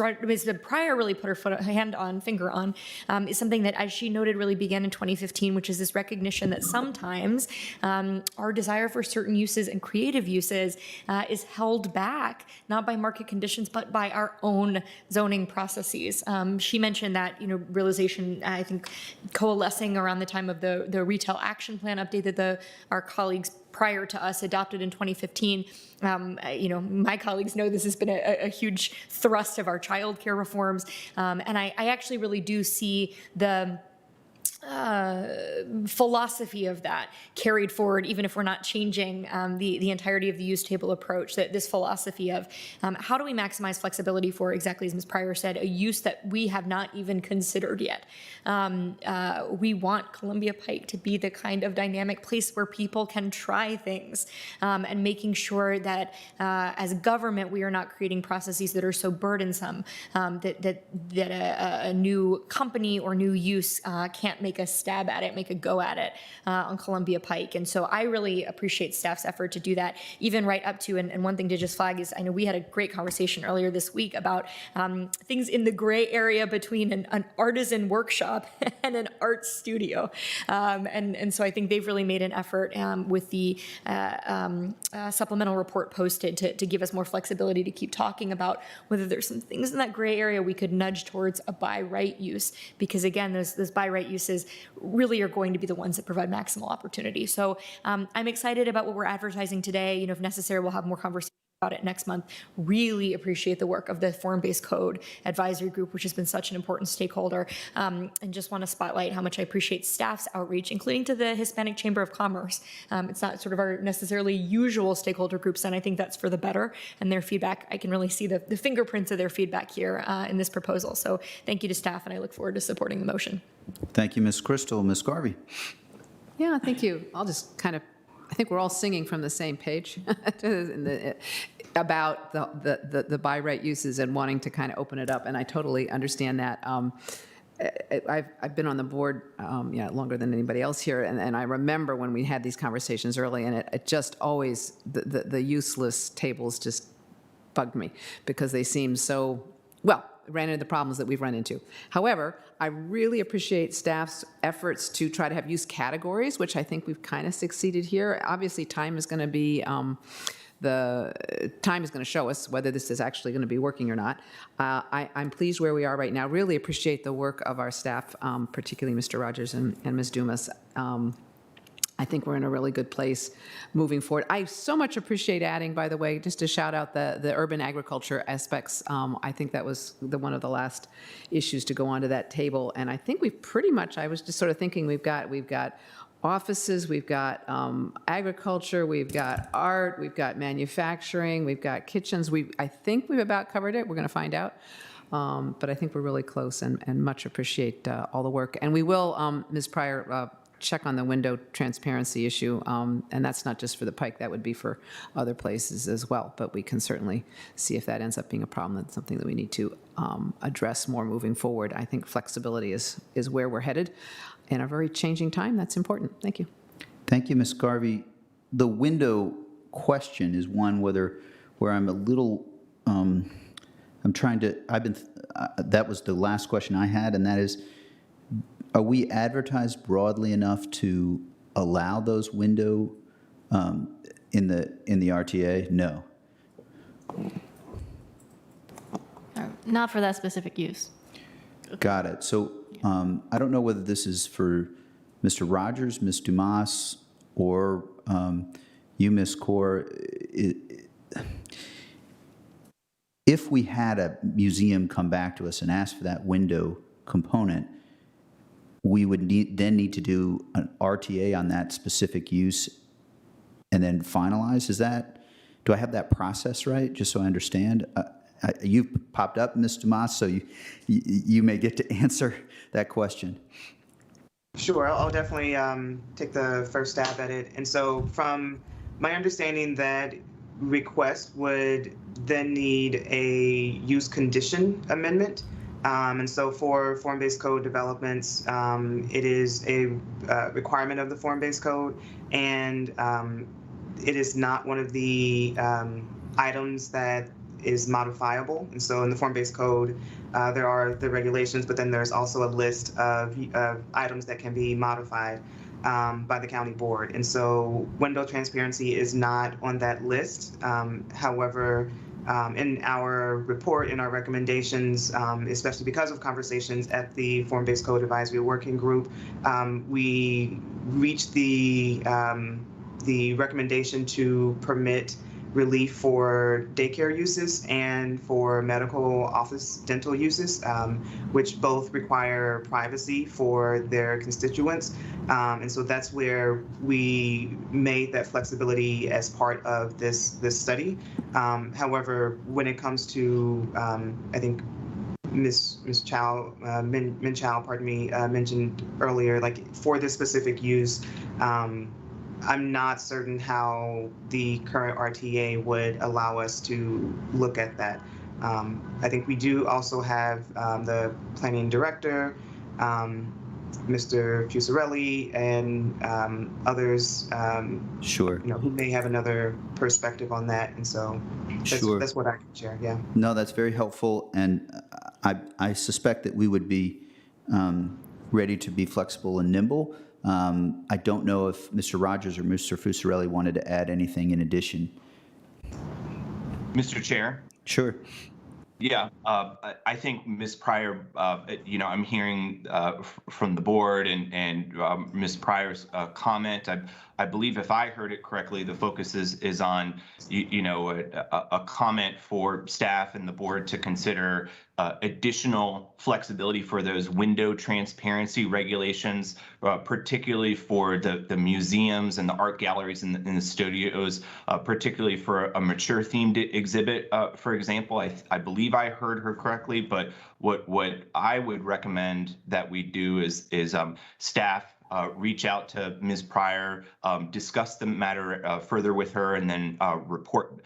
Even if this item is not within our scope, it is incumbent upon staff to study the matter, provide some feedback to you on the feasibility of such things in your staff report next month. So allow us to reconnect with Ms. Pryor and others on the advisory working group, and we'd be happy to report back to you in your public hearing staff report, presuming that your resolution is adopted today. Sounds good. Thank you very much. Really appreciate it. Mr. Carantonis. Thank you. And thank you, Mr. Rogers, Mr. Mass, for clarifying that. Window transparency is an important element because the whole idea is that we want to be, we wanted a retail area to be transparent, so to communicate with the street, with the people who are on the street, to see what's going on inside, so to be enticing to get people into a place. But there are more than one business type, not only museums and art galleries, also manufacturing, also some office uses, especially medical, that would require a change in how we regulate transparency on the corridor. So one question that I have, and I can offer a closing remark as well in support of the RTA.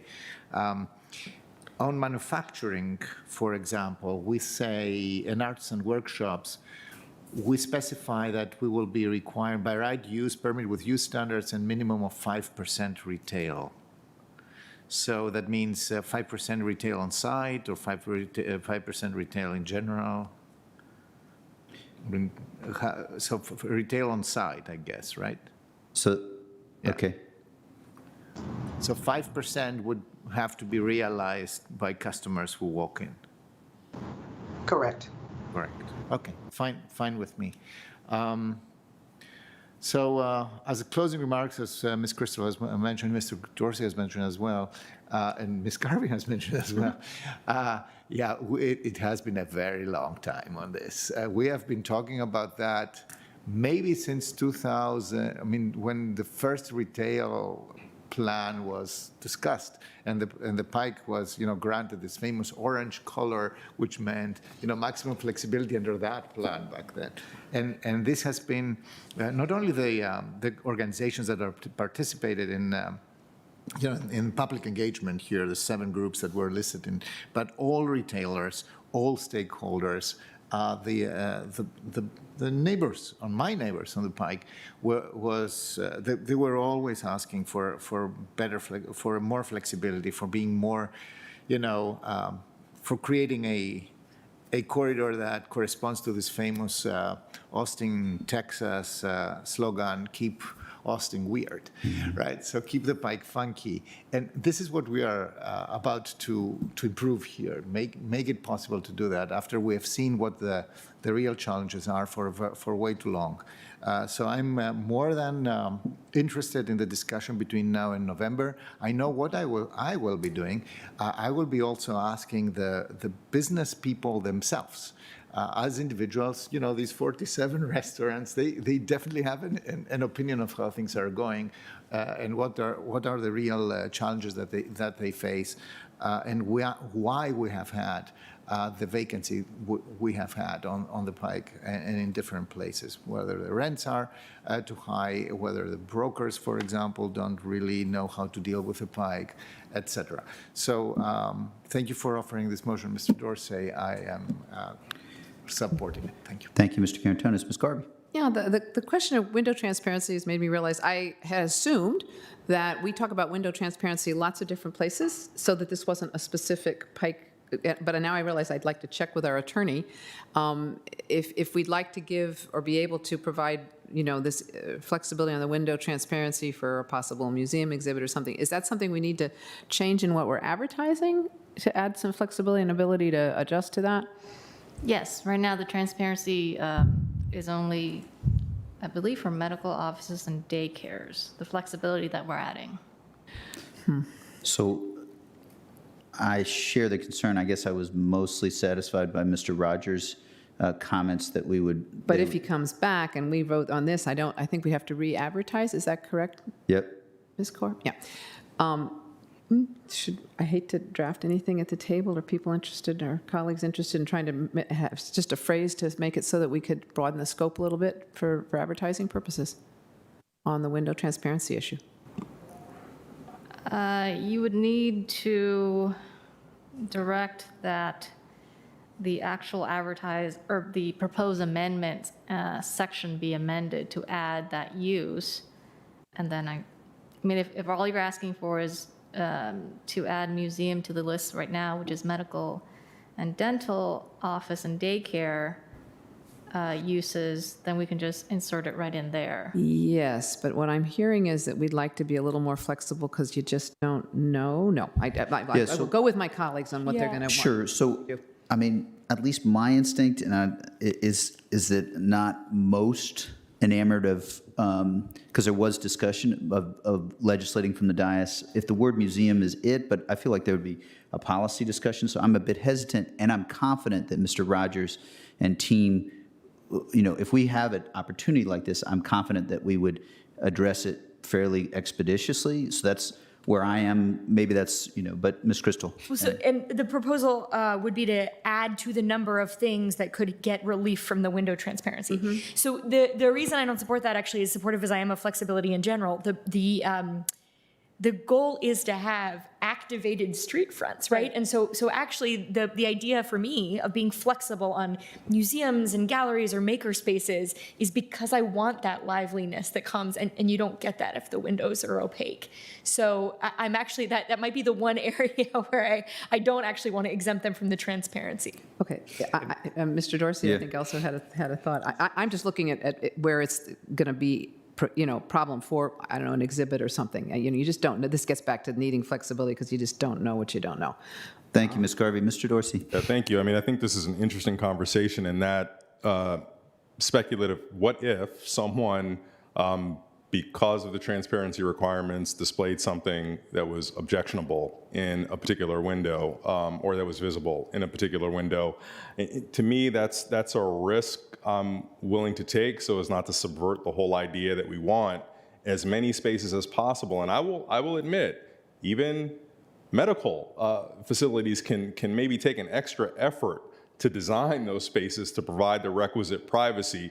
I think the limited opportunities for relief from this are kind of where we want to be.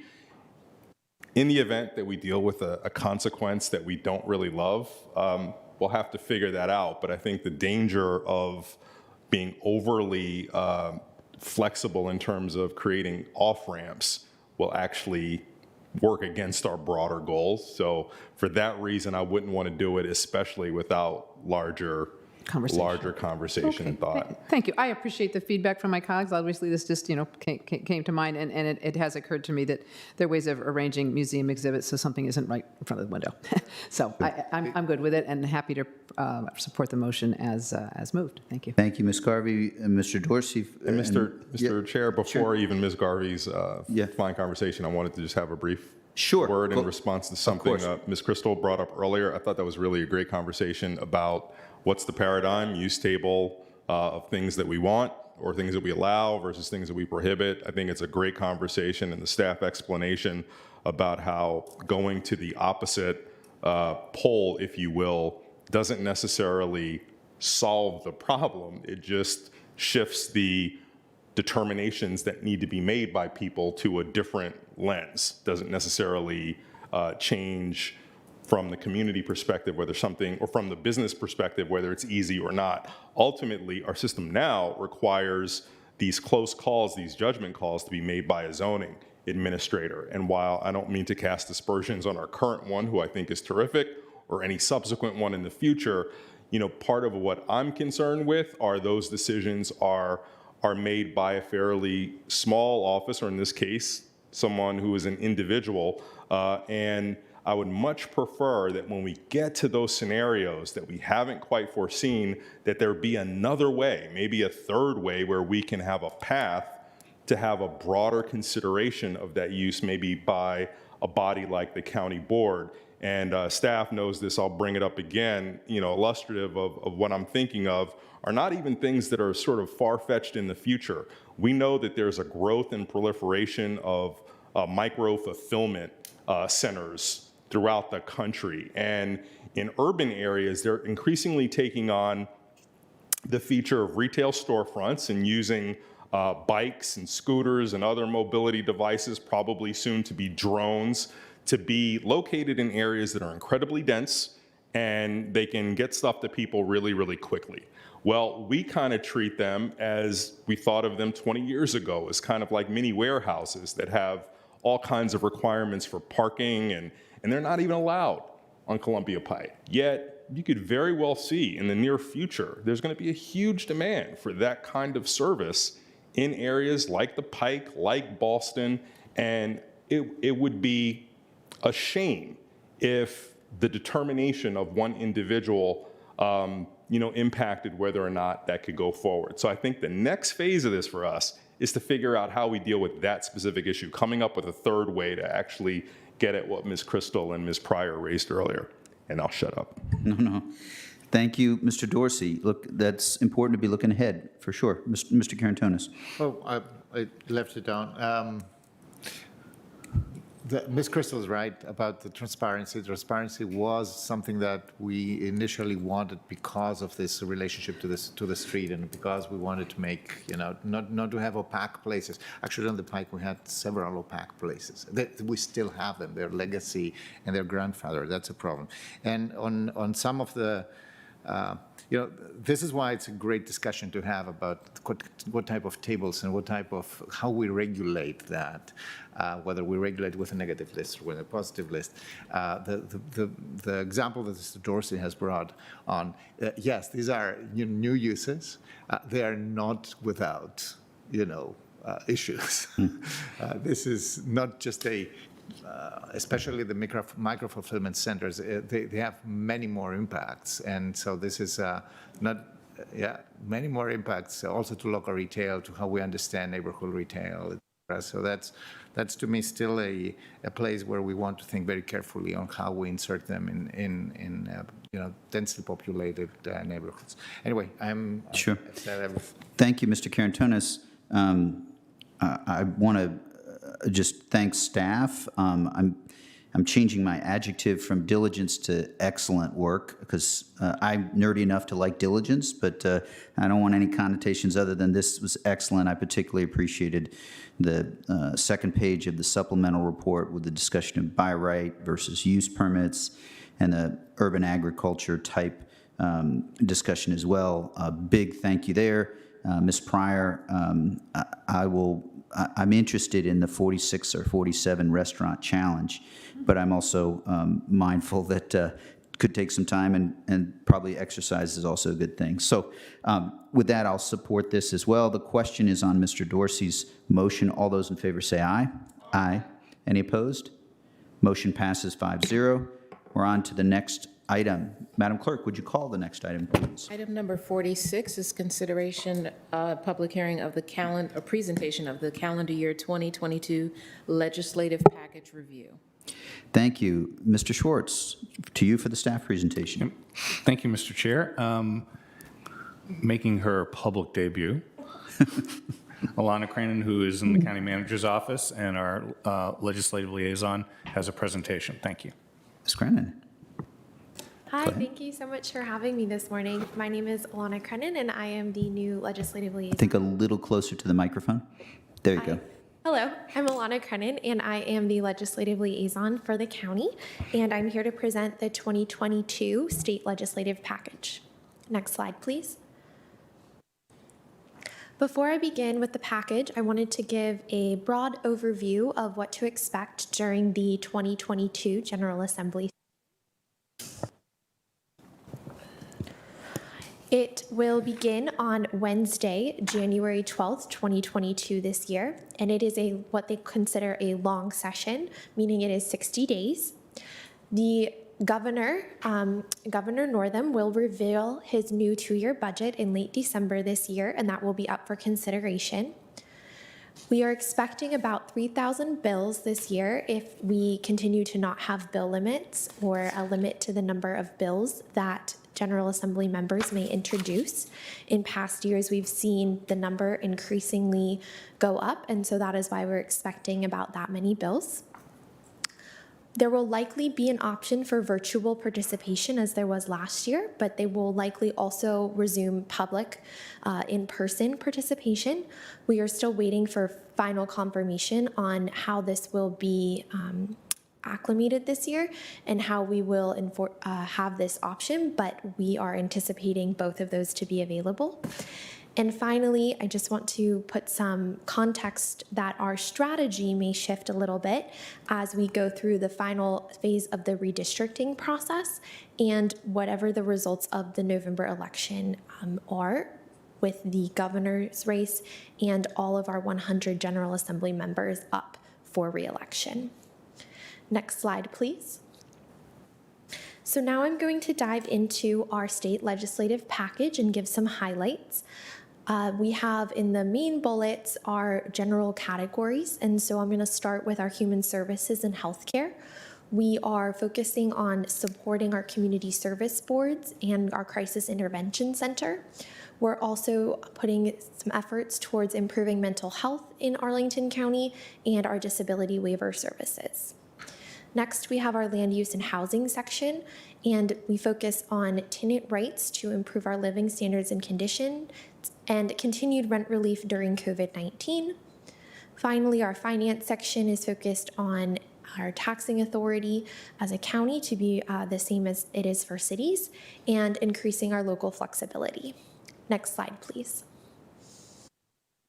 Our next topic is transportation, where we are focused on supporting our regional associations, such as the Northern Virginia Transportation Association and the Northern Virginia Transportation Commission, to protect funding for Metro and to expand funding for the VRE, the Virginia Railway Express. When it comes to criminal justice reform, we're focused on body-worn cameras and positions and funding related to them. There's also going to be a lot of discussion on marijuana, so we have a position on that. And finally, the mufflers and noise ordinances and ensuring that we are able to still have some authority for our law enforcement to regulate. Finally, our education package We are supporting teacher pay raises without the local match component and distance learning and youth mental health in our schools. Next slide, please. The last sections of the package include general government, where we are looking to have electronic meetings for public bodies. I know that's very big given all of our commissions and advisory boards as they're meeting. We also are going to ask for no unfunded mandates.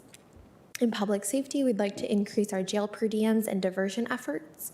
And finally, our energy environment section, we would like to preserve and expand tree canopy, reform renewable energy purchasing and building codes, have more electronic vehicle incentivization, and continue the utility shutoff moratorium as we go through COVID-19. Next slide, please. This package was developed in consultation with the county board commissions, the county manager advisory groups, our county staff, our county board members, and members of the community. We welcome additional comments before the package is considered at the November county board meeting. Today is just the presentation of it. And on November 9th, there will be a work session with the General Assembly delegation as well.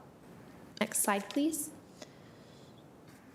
Lastly, I would like to bring some key dates coming up to your attention. As I just mentioned, the County Board and Legislator work session will be on November 9th, followed by the legislation portal opening for pre-filing of bills on the 15th. Then the package will be considered by the County Board the following day. The final day to request pre-filed legislation is on November 29th. And this year in particular, the pre-filing is important because because it is an even year and a year that they do the budget, there are no limits to the number of bills that legislators may introduce. So we can ask our legislators to introduce as many bills as they feel comfortable introducing, whereas in odd-numbered years, there's usually a 15-bill limit.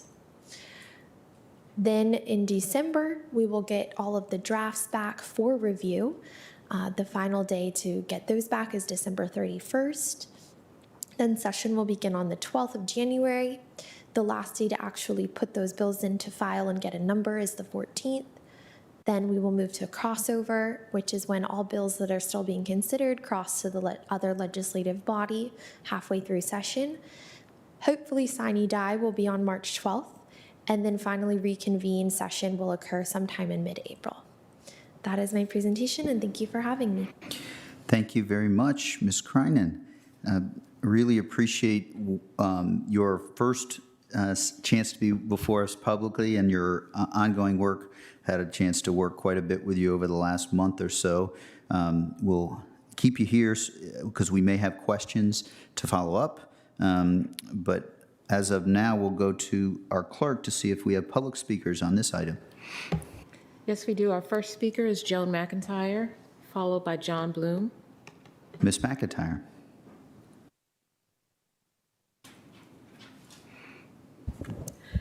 Good morning. I'm Joan McIntyre, Chair of the Climate Change, Energy, and Environment Commission. The county's proposed legislative package captures many of the C2E2's energy and environment priorities for the 2022 General Assembly session, but it can and should be improved upon. Because Virginia is a Dillon Rule state, Arlington faces numerous constraints meeting the community energy plan goals for renewable electricity and carbon neutrality, as well as other sustainability goals. A robust effort to expand the toolkit at its disposal is in Arlington's best interest. I offer 3 recommendations for the board's consideration. First, I urge the county board to assign high priority to advocating for climate-related priorities ahead of other important issues. Under the current list of categories of 50 priorities, to the extent that this is a reflection of county priorities, energy and environment issues come in last. Addressing the climate change is urgent, solutions are complex, and action across the board is critical to Arlington to reach its goal. The situation is getting increasingly dire, and time to prevent the worst consequences is running out. It seems not a day goes by without some news of climate-related disasters: flooding, extreme heat and cold, wildfires, droughts, We've seen it in Arlington, across the country, and in and around the world. Second, we ask that you expand priorities to relate it to improving energy efficiency and making the transition to zero carbon buildings. Buildings are about 60% of our carbon emissions. In addition to updating energy efficiency requirements in Virginia building codes, C2E2 recommends advocating for the following to further expand the county's toolkit for transitioning its built environment: local authority to adopt stretch codes, energy benchmarking for large commercial and multifamily buildings, and financial mechanisms such as on-bill financing or on-bill repayment to facilitate the retrofitting of existing homes and buildings. And finally, we implore the county's legislative team to be especially nimble this year in identifying other legislation that will help advance the county's broader sustainability goals, such as extended producer responsibility and other ambitious bills, incentives for cement companies to label their priorities for embedded carbon to make it easier for county to buy low carbon cement in its construction projects, and finally, authority for local jurisdictions to ban gas-powered leaf blowers and other landscaping equipment. Thank you for your consideration. Thank you, Ms. McIntyre. Next speaker, Madam Clerk. Our next speaker is John Bloom. John Bloom, followed by Juliet Hisney. Mr. Bloom.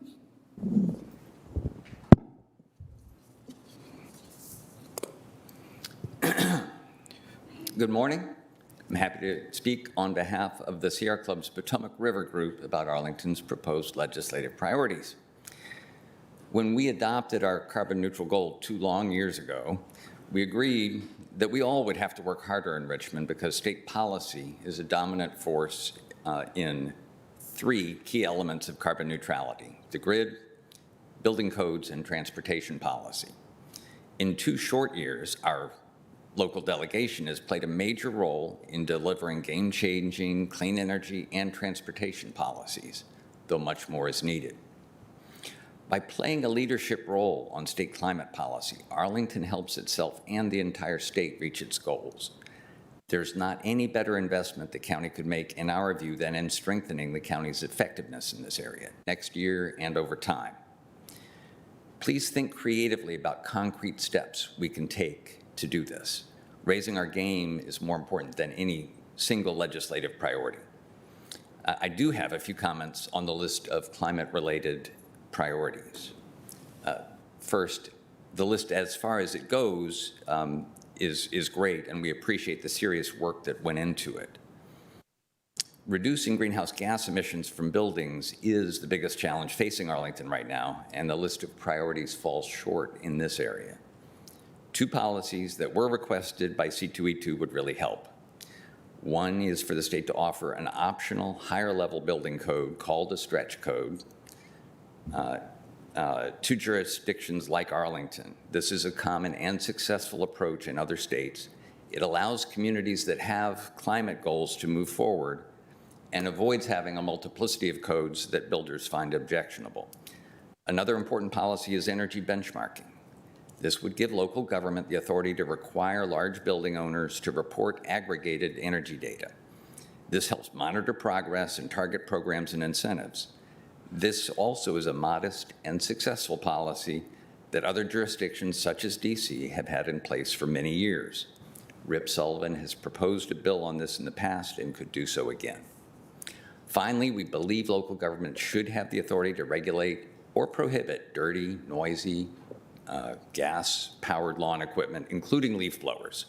People greatly underestimate the actual harm that this equipment does to climate, the environment, and human health. It's another area where a member of our delegation is ready to act and needs our support. I could say more, but we will associate ourselves with comments that you'll hear shortly from Quiet Clean Nova. Thank you very much for considering our views. Thank you, Mr. Bloom. Next speaker. Our next speaker is Juliet Hisney, followed by Joan Lowy. Ms. Hisney, are you here virtually?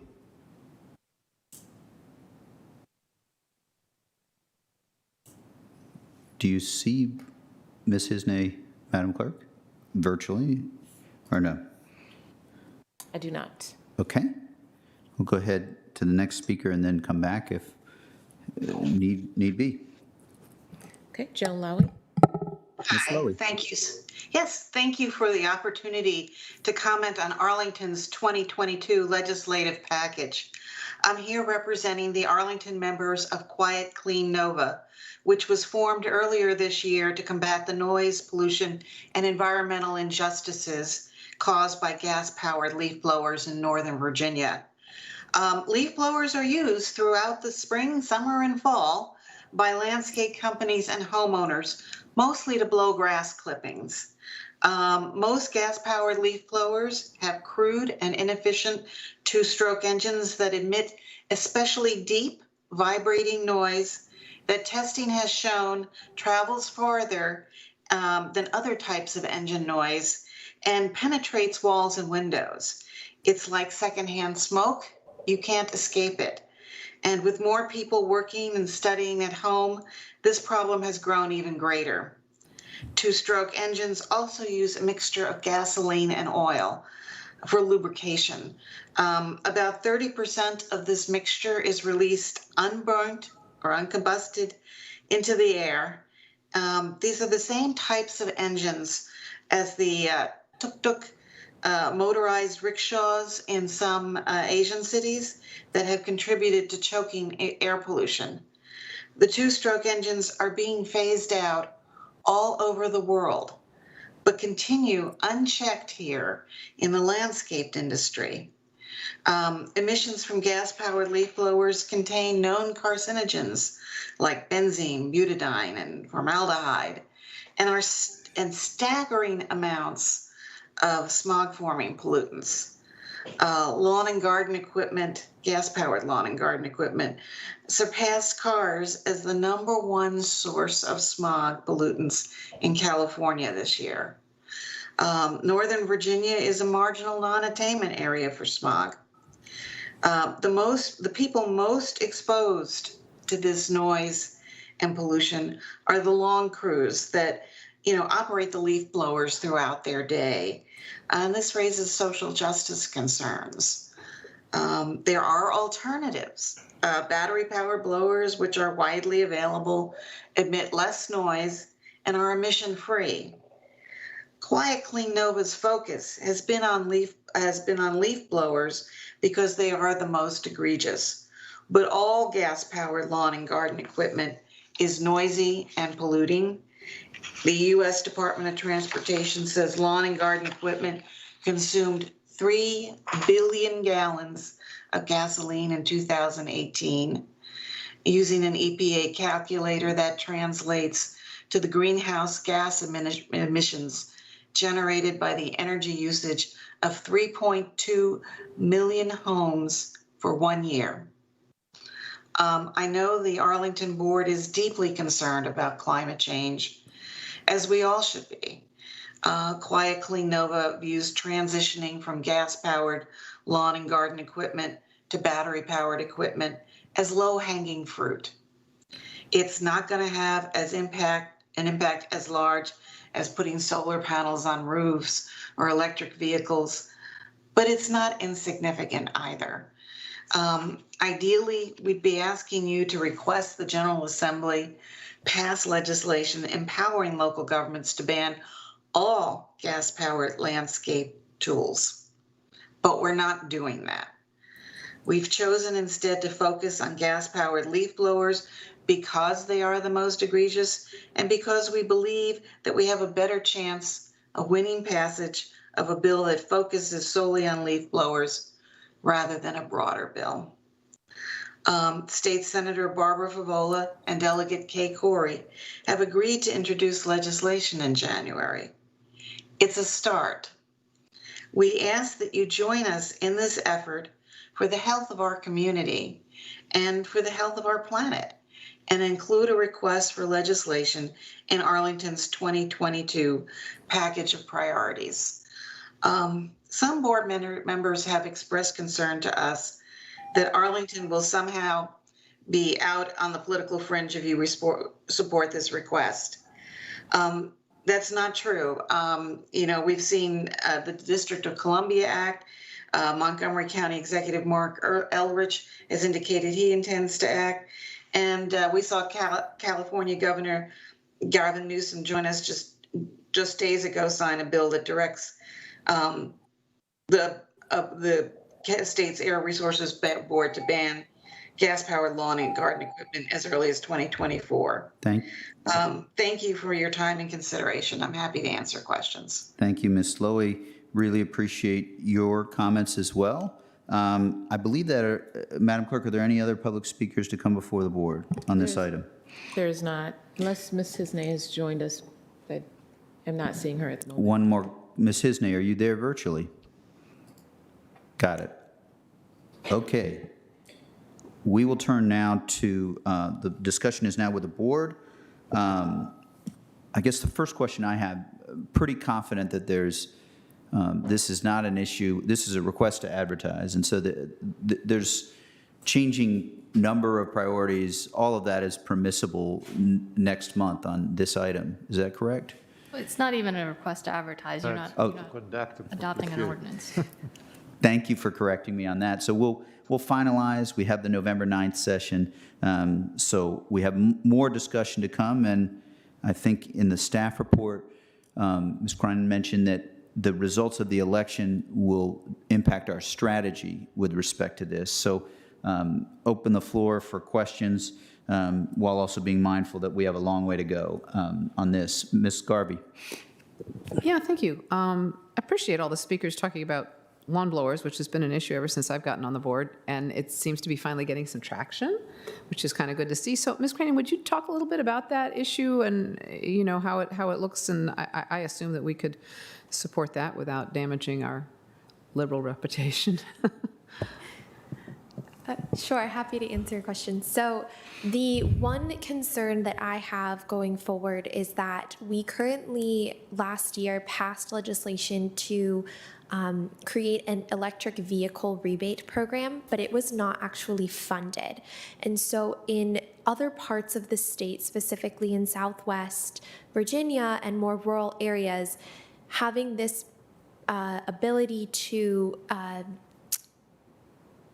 pass county ordinances that would limit the use of gas-powered leaf blowers may not be well received there. They are not necessarily on board with the funding of electric vehicles yet. So my concern is that if we cannot get them on board with electric vehicles, how do we expect them to get on board with something like a gas leaf blower? Thank you. But I think what's being suggested is that there's a local option so that the folks, and I know often the rest of the state prohibits us from taxing ourselves. I've been through that. But in this case, it seems to me that might even be a little easier lift than the electric vehicle thing that would affect the whole budget. So anyway, I'm willing to consider it. So thank you for that. We can talk about it more. Yeah. Sounds good. Thank you, Ms. Garvey. I appreciate the question. The local option component is one that I've had conversations with staff on, and this is an area where I'm interested in seeing what we can find out. And then I'll go to you, Mr. Carantonis. But I did hear somehow that, I forget whether it's a radio report this week of California taking action. I think that is I would be interested as to the year of implementation of that action. And the coalition, Ms. Lowy and the coalition did alert me to DC's action. I think it's, and Montgomery County, I think it's, I guess my specific thought would be whether to this point you've already been able to hear as to other jurisdictions. We heard Senator Favola and Delegate Corey, but do you already know where other localities in Northern Virginia might be on this, or is that something that over the coming month you might be able to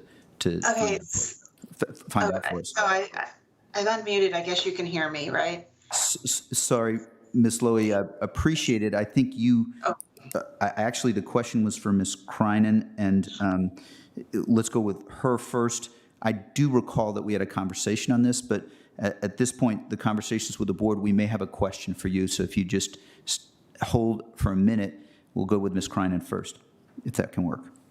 Yes, I am happy to work with my colleagues in other jurisdictions over the next month to get more clarity on what they're doing with their legislative packages. On this. That's great. The local option is key, and I think it's fair, Ms. Lowy, that you spoke up, because I think I've actually asked you this question in our meeting before. And so what I'll do is I'll ask if we can coordinate so that Ms. Krynen can connect with you to make sure that, Ms. Lowy, your understanding of where localities are in Virginia gets communicated to us so we can consider this thoroughly over the coming month, if that can work. Thank you again, Ms. Lowy, for raising this issue. I am inclined to be supportive.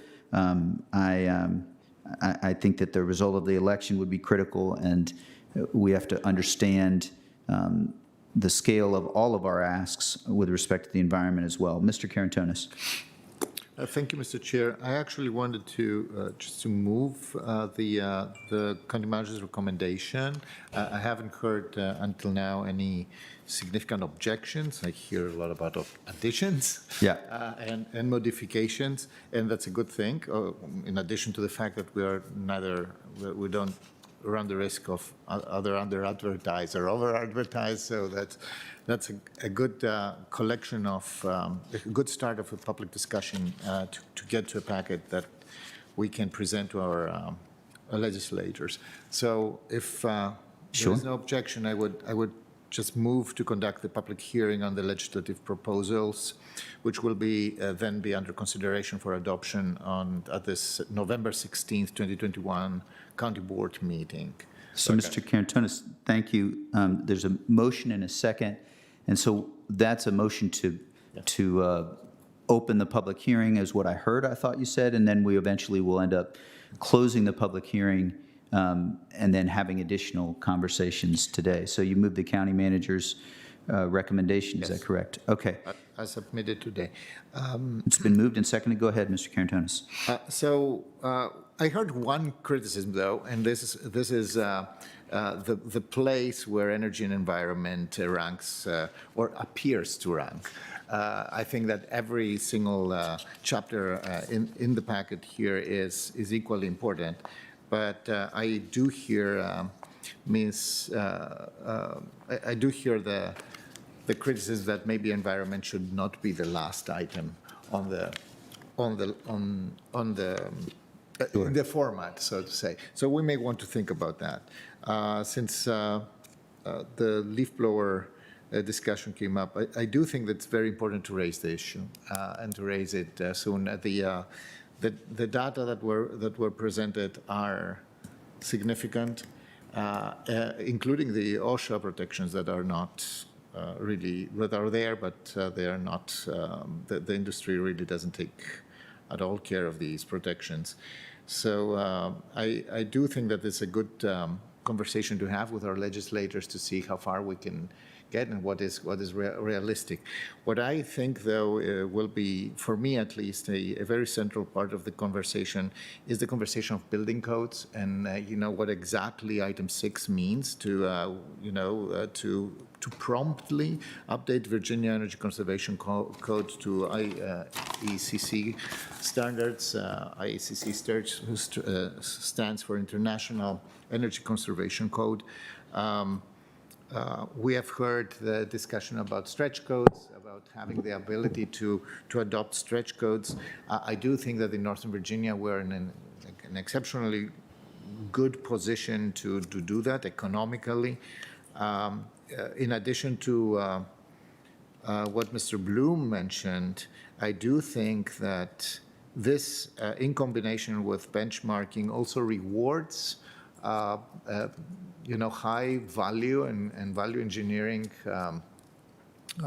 developers, new construction, also rehab construction, for the extra effort. Actually, they can market their buildings better and maybe obtain a better position in the market. There is not only a burden, it's also an opportunity there, and I do think that we can convey that to our lawmakers as well.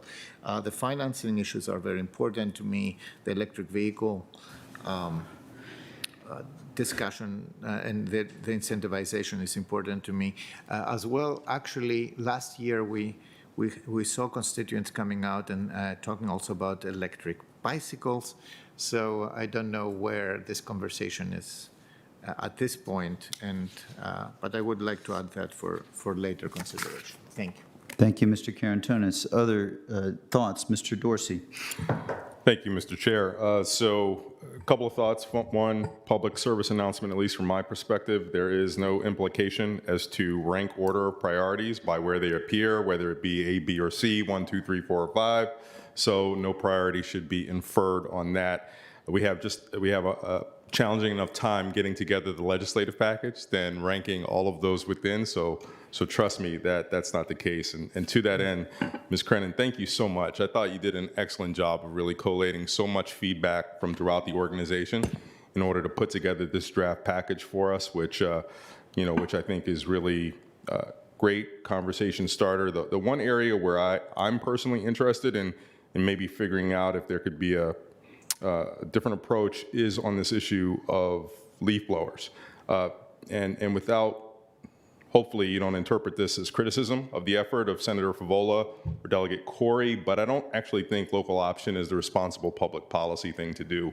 I think it's actually quite harmful, because if you're thinking about what that would do to a community like us, it would create yet another layer of what is a complaint-based enforcement responsibility on us as people are left to see or hear these violations, and then they're going to want to call someone to do something about it.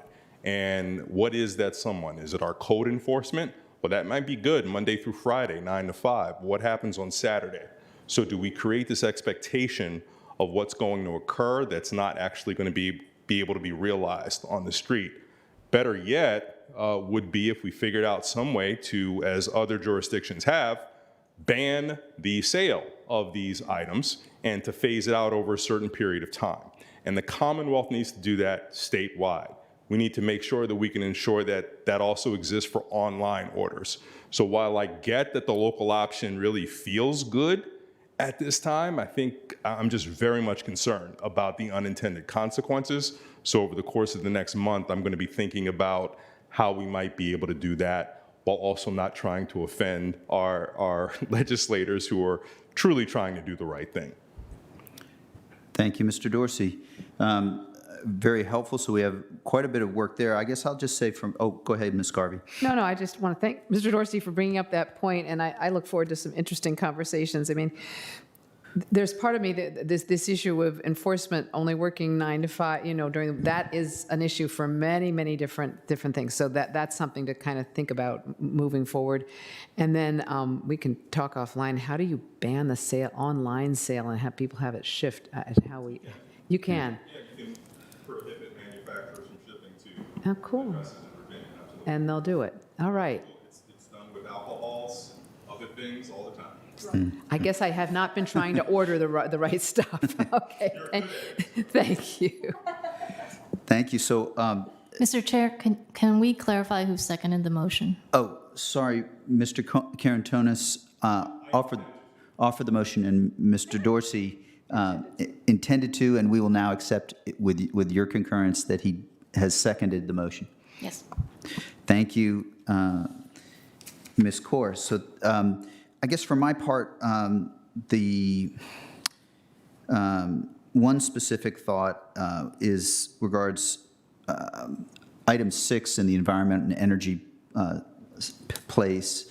I wonder, we heard about stretch codes from several speakers, and I wonder if I might just like to work with you to see if we could wordsmith that section, because we have been wanting building codes to step up. I just need to, building codes that are different with different localities could raise the same concerns that Mr. Dorsey mentioned. But at the same time, I'm not overly optimistic, even though I really do support it, that in the next 2 to 3 years, or 2 years at least, stepped-up building codes are likely to pass the legislature. And so I'll just want to work with you on that a bit. The energy benchmarking that was mentioned, that's hugely important to me. Delegate Sullivan and I have discussed. We'll have a lot of work left to do on it, but that, I think, covers comments. We have additional comments that will be coming.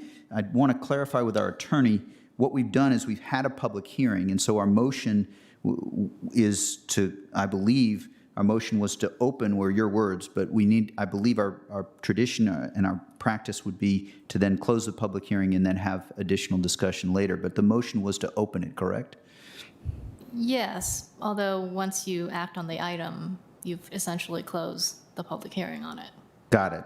So we will, the question is on Mr. Karantonis's motion to open, and then we have now finished our public hearing on this matter. We'll have additional conversations. Does that comply with what we need to do? Yes. Great. Thank you, Ms. Kaur. So with that, the question is on the motion. All those in favor say aye. Aye. Any opposed? Motion passes 5-0. Associate myself with the remarks of excellent work. You've set a high standard for yourself in the first time with so much. Thank you, Ms. Clarendon. So now, Madam Clerk, are there any items or additional item to come before the board? Yes, Mr. Chair, we have an item to be presented by Ms. Crystal. Thank you, Ms. Jacobs. To you, Ms. Crystal. Thank you so much. So bringing forward under additional items, something of an unusually timed board report given the time sensitivity. Thank you to our chairman for allowing me to do this today rather than our traditional time for board reports on Tuesday. I am asking my colleagues to join me today in approving a memorandum of understanding with the United Way of the National Capital Area to conduct a racial equity needs assessment in Arlington County. I think it probably makes sense to describe the project a little bit more before I make a motion to approve the MOU. I will try to do it very briefly, accompanied by a couple of slides. What is a racial equity needs assessment? Why do one? So the problem we're trying to solve here, or the foundational inspiration for moving forward with this needs assessment began with a recognition that while Black and Latino Arlingtonians in particular are overrepresented as clients of what we sometimes refer to as our social safety net, right, our human and community services, they are generally speaking underrepresented in the leadership of who and how those services are provided.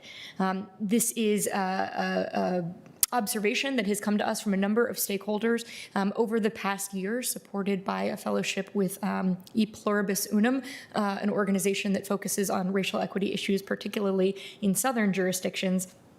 I've had the opportunity to engage quite a few voices of our community. You can see a couple of representative examples of comments that were shared during a stakeholder roundtable with community-based organizations we did back this past spring.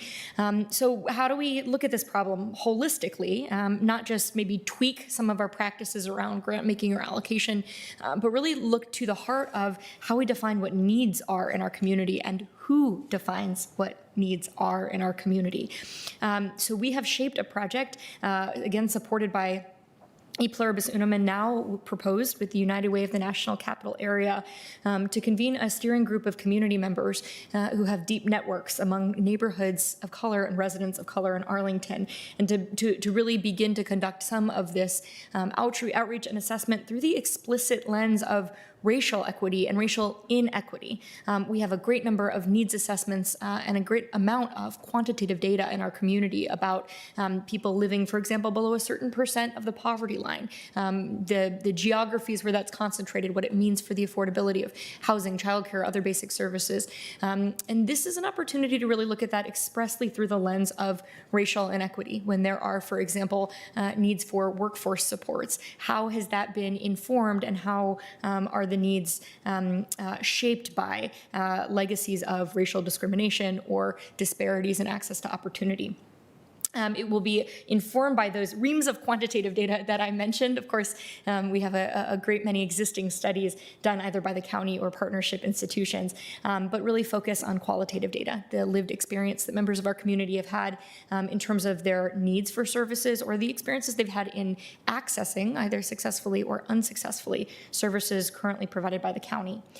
The entirety of this work, or of the assessment itself, the work with United Way that I'm proposing today, will be funded by Unum Fund. It is a grant that they have made available to Arlington County because of my participation in the fellowship of $75,000. We will also be seeking some additional grant funding, sort of delta or gap there, to compensate the residents who participate.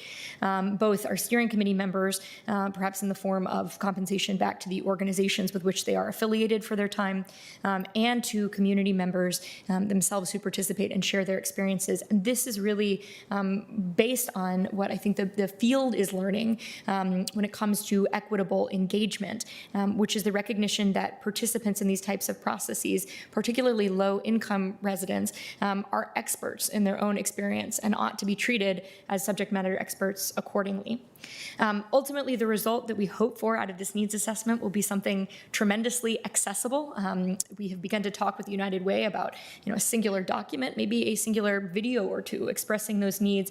And the simplicity, I think, is really important for the greatest value, which is accountability. Right now, we can be held accountable by those who can navigate our complex comp plan elements and tell us where we're falling short, for example, on the number of committed affordable units we've targeted in a given year. But my hope is, by really having a clear articulation of community needs, that's going to give a lot of everyday Arlingtonians the opportunity to come to us and to county government and ask how we're doing on meeting those needs as articulated by community members themselves. So moving forward, just a word about, if we could go to the next slide, Madam Clerk, just a word about the United Way and why this memorandum of understanding I'm bringing forward for us today. We are asking or looking to the United Way as a partner to serve as the backbone and as, of course, the fiscal manager of the partner. So they would be doing a lot of that day-to-day work to support the steering group and the creation of those materials in the form that they ultimately take. Part of that is out of recognition that our staff is strapped incredibly thin right now, given the needs of the pandemic. But part of that is the recognition that we would like to be able to create spaces where this doesn't feel like yet another Arlington County process. And the authenticity of this feeling really driven by a steering group, we think will be helped by having a third-party partner. And the United Way of the National Capital Area specifically has experience in racial equity in grant making and in community engagement. So the memorandum of understanding that has been shared with you all will be entered into the public record, summarizes the expectations, the scope, the budget, the timeline for a 9-month engagement between now and June of 2022. The most important technical thing to emphasize, the MOU is not a financial partnership. It in no way enters Arlington County into any sort of financial obligation with the United Way of the National Capital Area. They will be signing a separate agreement directly with Unum Fund. As we are able to secure additional funding, they will also be entering into agreements there. They will be the one who also helps us as, again, fiscal manager, with actually getting compensation payment for things like gift card and childcare out the door. So none of that touches Arlington County government. You can see a little bit more of the timeline there. I'm not going to belabor that, but I think you can get a sense of how we're hoping this will unfold if we're successful in adopting the MOU today. We'll begin in the next couple of weeks with outreach to prospective steering group members. So that will be coming. And then the last slide, and I'll just sort of put this up here as I talk or really formally make the motion to introduce the MOU.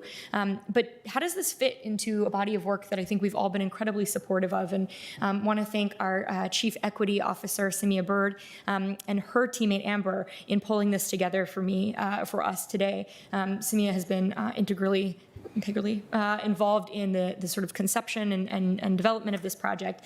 And I think she and I both really see this as complementary to and an opportunity to advance the countywide's priority to eliminate, reduce, and prevent racial disparities in our policy procedures and practices and in our engagement. So really the engagement piece and how we hope to conduct this is one that we hope will have implications and examples for us. Moving forward for equitable community engagement. I think all will recall that one of the key themes that came out of the assessment or the dialogues in racial equity that Ms. Bird conducted for us was the sense, especially and disproportionately among our communities of color, that the Arlington Way is serving certain voices and not others. And so, I know it's a real goal of the race effort to address that and to come up with other models. And we hope this project will serve that goal. So I will leave on that slide again then the motion that I'd like to introduce is to enter into the aforementioned memorandum of understanding, no financial relationship, just an agreed upon scope with the United Way of the National Capital Area. And I would like to move that we approve that MOU, if I have a second. Second. Thank you so much, Mr. Chair and colleagues, for the opportunity to share this. Thank you. Because of this is added, there's no direct financial relationship, and so that's part of why we were able to address this now. Open to questions. I'll just offer 2 points.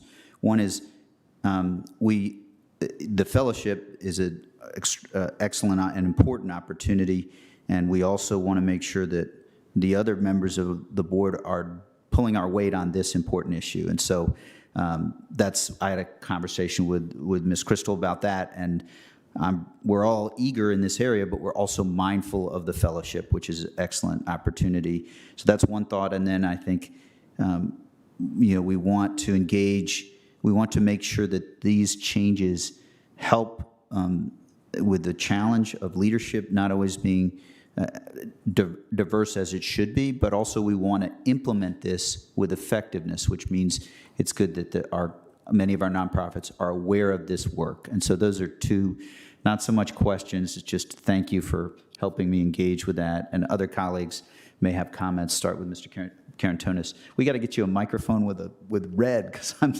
I'm sorry to interrupt, but could you clarify if you wanted to have your motion delegate someone to sign the MOU? Thank you, Ms. Kaur.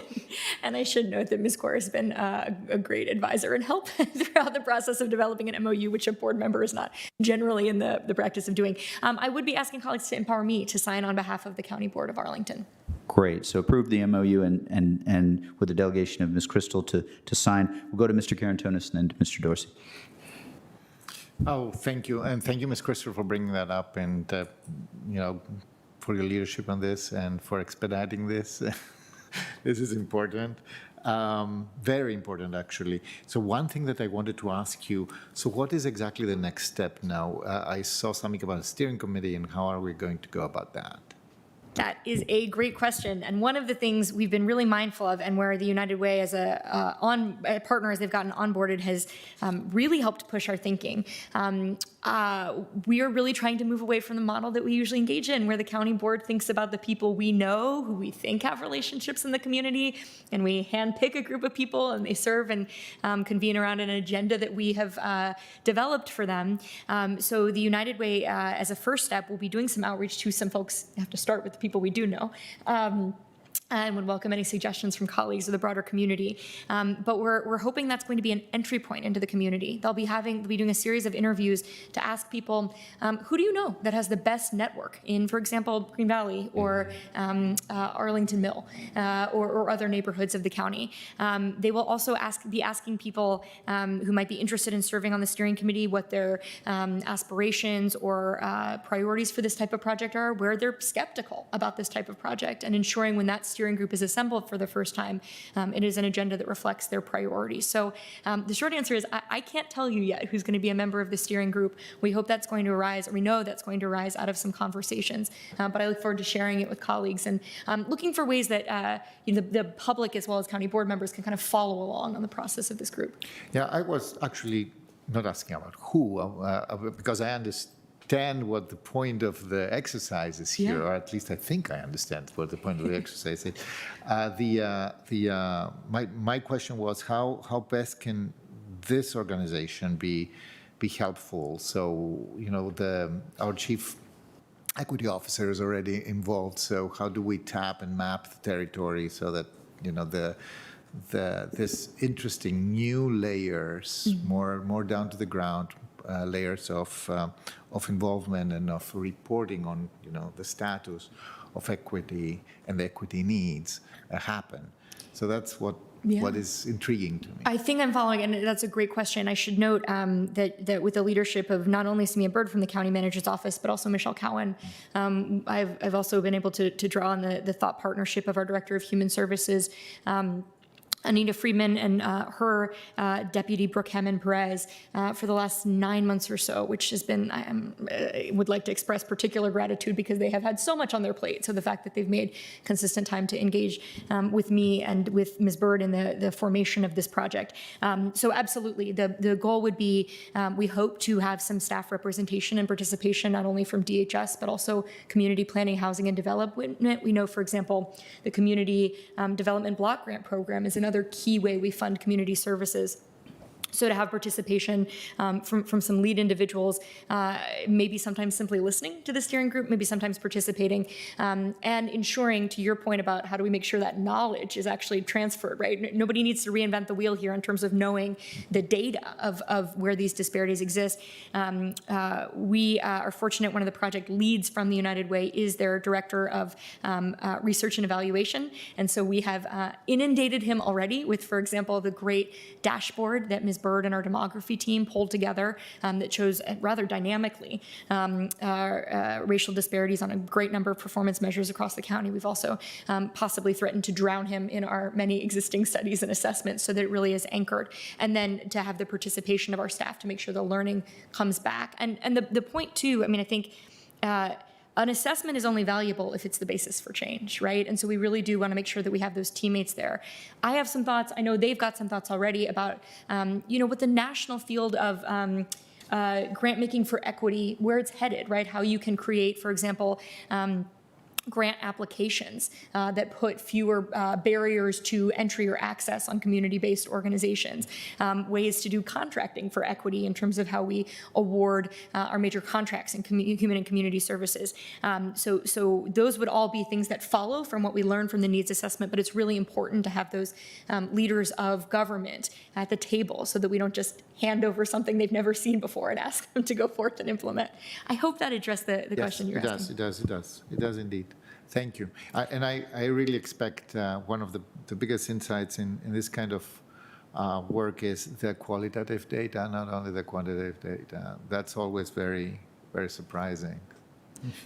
Thank you, Mr. Carantonis. Mr. Dorsey, and then back to you, Ms. Garvey. Thank you, Mr. Chair. And Ms. Crystal, just thank you for first of all, the initiative to apply for the fellowship, the excellence in securing the fellowship, and then this very detailed commitment to follow through. Really, we are best served with having you in this role. And, Mr. Chair, I appreciate the admonition that we should all make sure we're supportive of these efforts to the greatest extent possible. But no doubt, even with that, you are going to be putting forth a tremendous amount of work. And I know we all appreciate it. I just wanted to say so especially. And it's interesting because this work, even though I wasn't necessarily thinking of this frame at the time, really fits the moment where we're in quite nicely. As we had our Civilian Oversight Board conversation, we had a little bit of conversation about, feelings in the activist community. If it doesn't include us, it's not for us, or variations on that theme. And we've heard that from many communities over the years. Or certainly it's been known in the activist community for a number of years. The question becomes, how do you operationalize that? How do you act on it?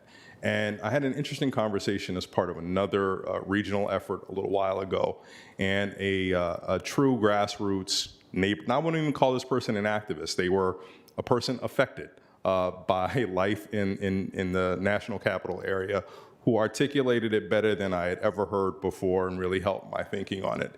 He said, I think all of you elected officials and policy wonk types just don't get it. At the end of the day,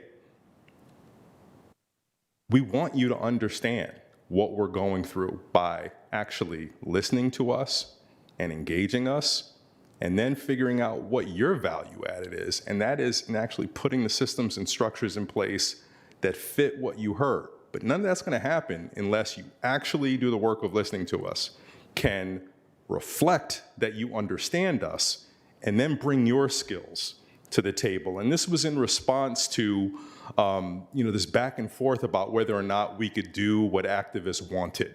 And he said, you know what? It's not about giving me what I want. Your value added is understanding what we need, delivering on it, and being accountable for it. And it was sort of like, oh my goodness, this whole idea of how much time do we actually spend trying to engage in conversation to understand needs. We don't.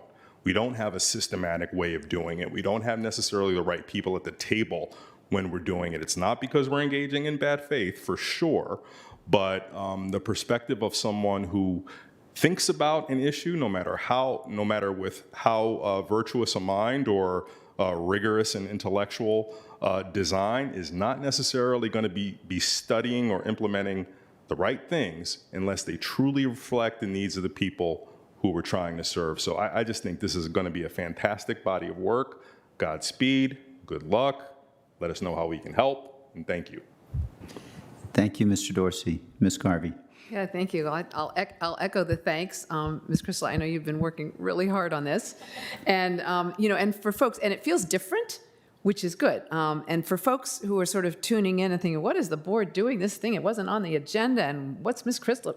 So this all started in some ways, I think, back in March of 2020, I think, or was it February, when we had Mitch Landrieu and the Unum team here, just before the whole world changed, which is, the timing is really interesting.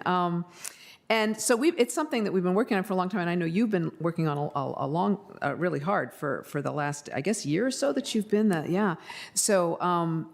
So thank you. And, and I just find myself thinking too, Alyssa, that if you want different results, you got to do things differently. And we really are trying to do things differently here. So there'll be some bumps and things, and maybe, yeah, you have to get reminded about what goes into the motion. But I think this is all just great, and I'm really excited about it. And I'll, echo that. Let us know how we can help and what we can do. But this is very exciting, and thank you. Yeah. Thank you. Well said. And I'm very pleased to move forward. And I've heard again that the need to truly listen in the last week alone on some of these issues, and it's a good reminder. And also thank you to Ms. Crystal for bringing it forward. So the question is on Ms. Crystal's motion. All those in favor say aye. Aye. Aye. Any opposed? Motion passes 5-0. Now, Madam Clerk, are there any other items to come before the board today? No, there is not. Great, then we are adjourned until 3 o'clock on Tuesday afternoon.